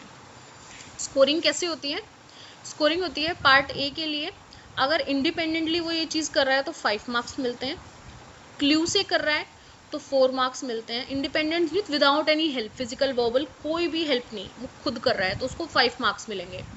नेक्स्ट क्ल्यूइंग की, अगर आप भाई थोड़ा सा बता दिया, वर्बल हिंट देती है, उसको बोलते हैं क्ल्यूइंग, तो आपको 4 मार्क्स मिलेंगे। वर्बल प्रॉम्प्ट आपने बताया है थोड़ा सा तो 3, फिजिकल प्रॉम्प्ट आपने खुद करके दिखाया है तो 2, और टोटली डिपेंडेंट अगर आप ही सब कुछ बता रहे हो, वो बस लिख रहा है, तो आप पे टोटली डिपेंडेंट है, तो ये क्या है 1, ठीक है। नेक्स्ट नॉट एप्लीकेबल 6 में क्या है कि owing sensory and physical handling, तो कुछ भी नहीं कर रहा है, तो दैट इज 0, उसके लिए आप क्या दोगे 0। तो ये स्कोरिंग होता है। पार्ट ए की स्कोरिंग कैसे होगी, 5 for independent, 4 for clueing, 3 for verbal prompt, 2 for physical prompt and 1 for total dependent and 0 for not applicable, ठीक है। ऐसे ही पार्ट बी में स्कोरिंग कैसी होगी, part B is for behaviour, ठीक है। इसमें 3 पॉइंट्स होते हैं रेट करने के। पहला होता है ओ, एन में आप लिखते हो नेवर, मीन्स कोई बिहेवियर है, जैसे वो रेपिटेटिव बिहेवियर है, वो ऐसा कभी नहीं करता, तो इस 0 मीन्स नेवर। 1 फॉर ओकेजनली, ओ आप किसके लिए डालोगे, ओकेजनली के लिए, एंड एफ मीन्स 2 आप किसके लिए डालोगे, फ्रीक्वेंटली के लिए, मीन्स कभी कभी करता है, ठीक है, नहीं सॉरी, फ्रीक्वेंटली मीन्स ज़्यादातर करता है, ओकेजनली कभी कभी करता है, और नेवर मीन्स कभी नहीं करता है। तो ये इसकी स्कोरिंग होती है। तो हमारा बेसिक एमआर भी यहाँ पे ख़त्म होता है। कुछ नहीं है, बेसिक एमआर की फुल फॉर्म पता होनी चाहिए, किसने बनाया ये पता होना चाहिए, किस डिसेबिलिटी के लिए ये पता होना चाहिए। 2 पार्ट होते हैं इसके, एकेडमिक और बिहेवियर। एकेडमिक के 7 एरियाज पता होने चाहिए और बिहेवियर में 10 एरियाज होते हैं। दोनों की स्कोरिंग पता होना चाहिए, पार्ट ए की स्कोरिंग कैसे होती है, पार्ट बी की स्कोरिंग कैसे होती है, ठीक है। तो ये आपका होता है बेसिक एमआर। ये फुल फॉर्म है ग्रेड लेवल असेसमेंट डिवाइस। ये किसके लिए होता है, childrens with learning problems in school. ये उन बच्चों के लिए होता है जिनको लर्निंग प्रॉब्लम्स होती है, लर्निंग डिसेबिलिटीज़ होती है। बाय जयंती नारायण, किसने इसको प्रोड्यूस किया है, किसने इन्वेंट किया है, जयंती नारायण ने। It is worksheet based test. ये किसका कैसा टेस्ट है, वर्कशीट बेस्ड टेस्ट है। कंटेन 5 आइटम्स, इसमें 5 आइटम्स होते हैं, 1 मार्क्स ईच, हर एक आइटम 1 मार्क्स का होता है, टोटल 5 मार्क्स का हो गया एक। The teacher must be well train, जो टीचर होता है वो वेल ट्रेंड होना चाहिए, and competence use the test, और अच्छे से उसको टेस्ट यूज़ करना आना चाहिए।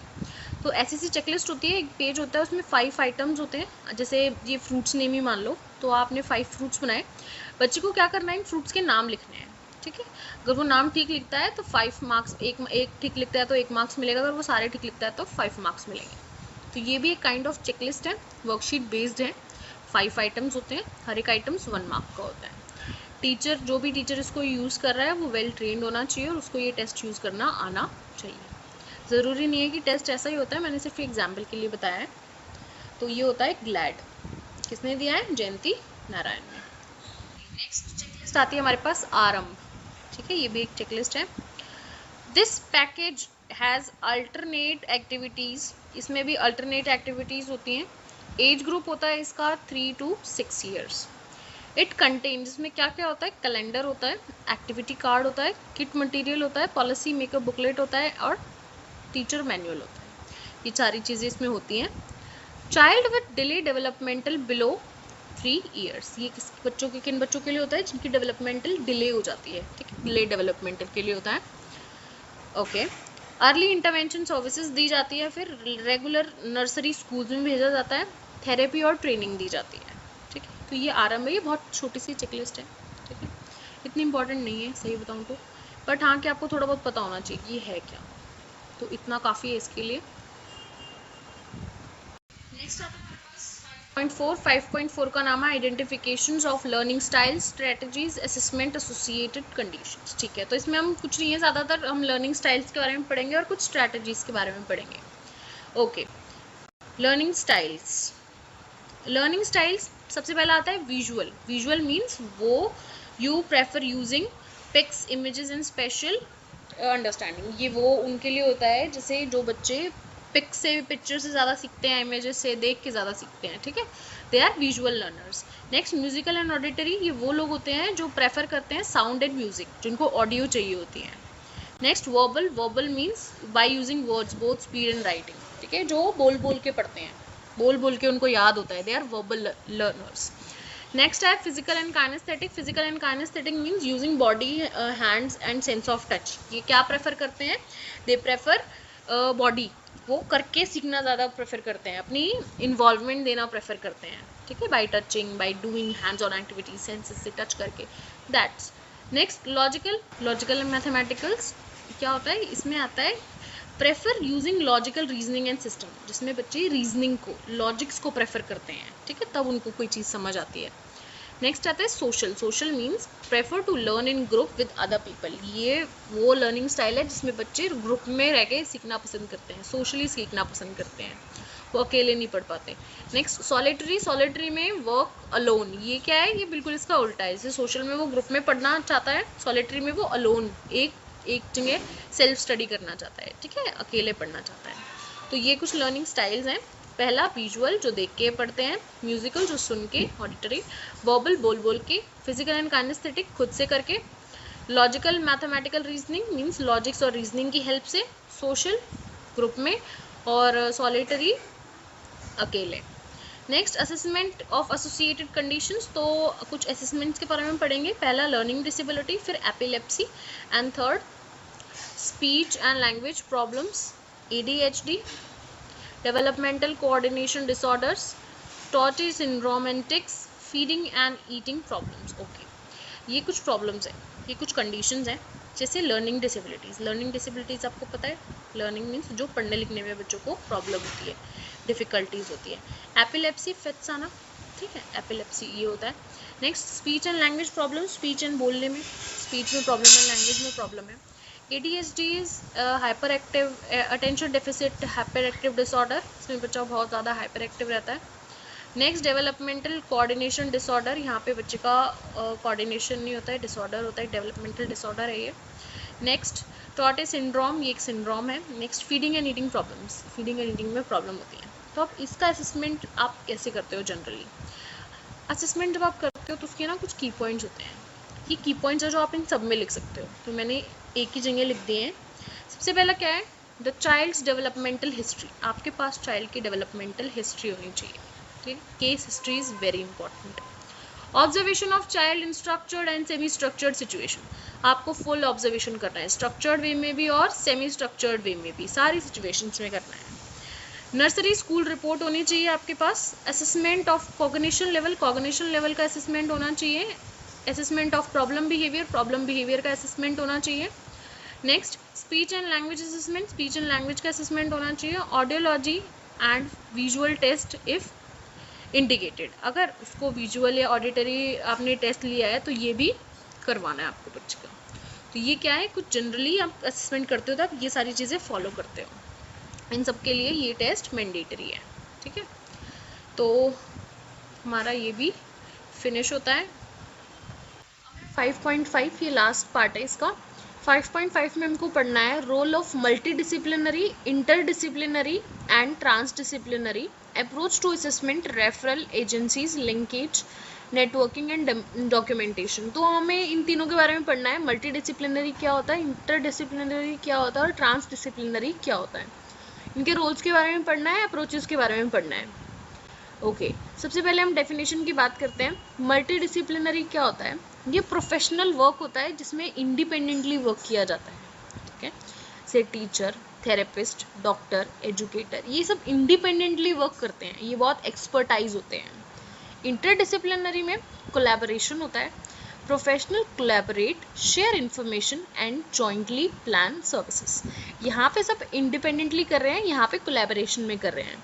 Professional share roles across traditional boundaries and work as a unified team. Okay, यहाँ पे क्या होता है कि रोल को शेयर किया जाता है। जैसे एक स्पेशल एजुकेटर है, बच्चों को थेरेपी की नीड है, अब स्पेशल एजुकेटर को पता है कि ये थेरेपी कैसे देते हैं, तो वो दे देती है। तो ये क्या है, वो रोल परफॉर्म कर रही है थेरेपिस्ट का, ठीक है। तो यहाँ पे रोल का शेयर होता है, शेयरिंग ऑफ रोल, कभी आप करा दो कभी मैं करा देती हूँ, kind of.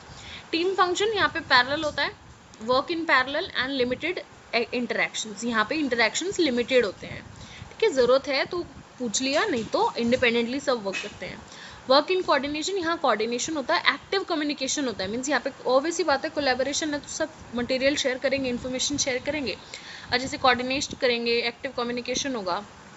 Work in integration, open shared responsibilities, ये इंटीग्रेशन में वर्क करते हैं, अलग अलग वर्क करते हैं और रिस्पॉन्सिबिलिटीज़ को शेयर कर लेते हैं, ठीक है।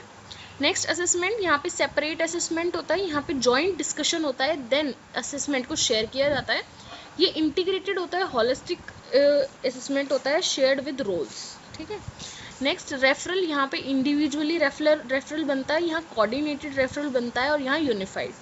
इंडिविजुअली मीन्स सब इंडिविजुअली रेफर करते हैं बच्चे को, यहाँ पे एक दूसरे से पूछ के कोऑर्डिनेट करके रेफर करते हैं, और यहाँ यूनिफाइड रेफर करते हैं, मीन्स सब एक डिसीजन लेते हैं, like a family involvement. Linkage, limited representative discipline agencies, यहाँ पे एजेंसीज से लिमिटेड डिसिप्लिन होता है, लिमिटेड लिंकेज कनेक्शन होता है। यहाँ पे स्ट्रॉन्गर कनेक्शन होता है एजुकेशनल एजेंसी से। यहाँ पे स्लीमलेस लिंकेज होते हैं, स्लीमलेस लिंकेज बिटवीन, अब स्लीमलेस लिंकेज होती है मींस ऑल सर्विसेज, जो भी स्टेक होल्डर्स हैं उनके बीच में एक काइंड ऑफ रिलेशन होता है, ठीक है, सीमलेस होता है। नेक्स्ट नेटवर्किंग क्या होता है? नेटवर्किंग में इसमें ये है कि कितना कम्युनिकेशन हो रहा है प्रोफेशनल्स के बीच में। तो यहाँ पे फॉर्मली कम्युनिकेशन चलता है, यहाँ पे मीटिंग्स होती हैं, एक्सचेंजेस होते हैं, तो यहाँ पे रेगुलर इन्फॉर्मेशन शेयर होती है। यहाँ पे ओपन कम्युनिकेशन होता है, म्यूचुअल ट्रस्ट होता है, जॉइंट प्लानिंग होती है। नेक्स्ट डॉक्यूमेंटेशन, यहाँ पे इंडिविजुअली रिपोर्ट्स बनती है, यहाँ शेयर डॉक्यूमेंट्स होते हैं, यहाँ यूनिफाइड डॉक्यूमेंटेशन होता है। यहाँ पे फोकस किया जाता है डिसिप्लिन स्पेसिफिक पे, मीन्स जो आप स्पेसिफिक क्या करा रहे हो, गोल्स पे। यहाँ पे चाइल्ड सेंटर्ड होता है ये टीम, यहाँ पे फैमिली सेंटर्ड, चाइल्ड सेंटर्ड और गोल ओरिएंटेड। यहाँ पे ये मिक्स्ड फॉर्म है, यहाँ पे हम सारी चीज़ें देखते हैं। एग्जाम्पल जैसे therapist, physiologist, educator give separate report, यहाँ पे सब सेपरेट रिपोर्ट देते हैं। यहाँ पे टीम मेंबर्स मिलके एक रिपोर्ट, एक आईईपी बनाते हैं। एजुकेटर में भी वे यूज़ थेरेपी स्ट्रेटजीज, यहाँ पे क्या होता है, एजुकेटर ही थेरेपी स्ट्रेटजीज यूज़ कर लेता है after training by the therapist, जब वो जो थेरेपिस्ट है उससे ट्रेन हो जाता है। तो हमारी यहाँ पे ये भी ख़त्म होती है, आप इसको अच्छे से लर्न कर लेना, मल्टी डिसिप्लिनरी, इंटरडिसिप्लिनरी और ट्रांसडिसिप्लिनरी के रोल्स को। इसमें आप बेसिकली 5 पॉइंट्स लिखोगे, बहुत है। डेफिनेशन याद कर लो, टीम फंक्शन याद कर लो, ठीक है, ये रेफरल्स कैसे देते हैं ये याद कर लो, डॉक्यूमेंटेशन इनका कैसा है ये याद कर लो, और एग्जाम्पल याद कर लो, बहुत है, ठीक है।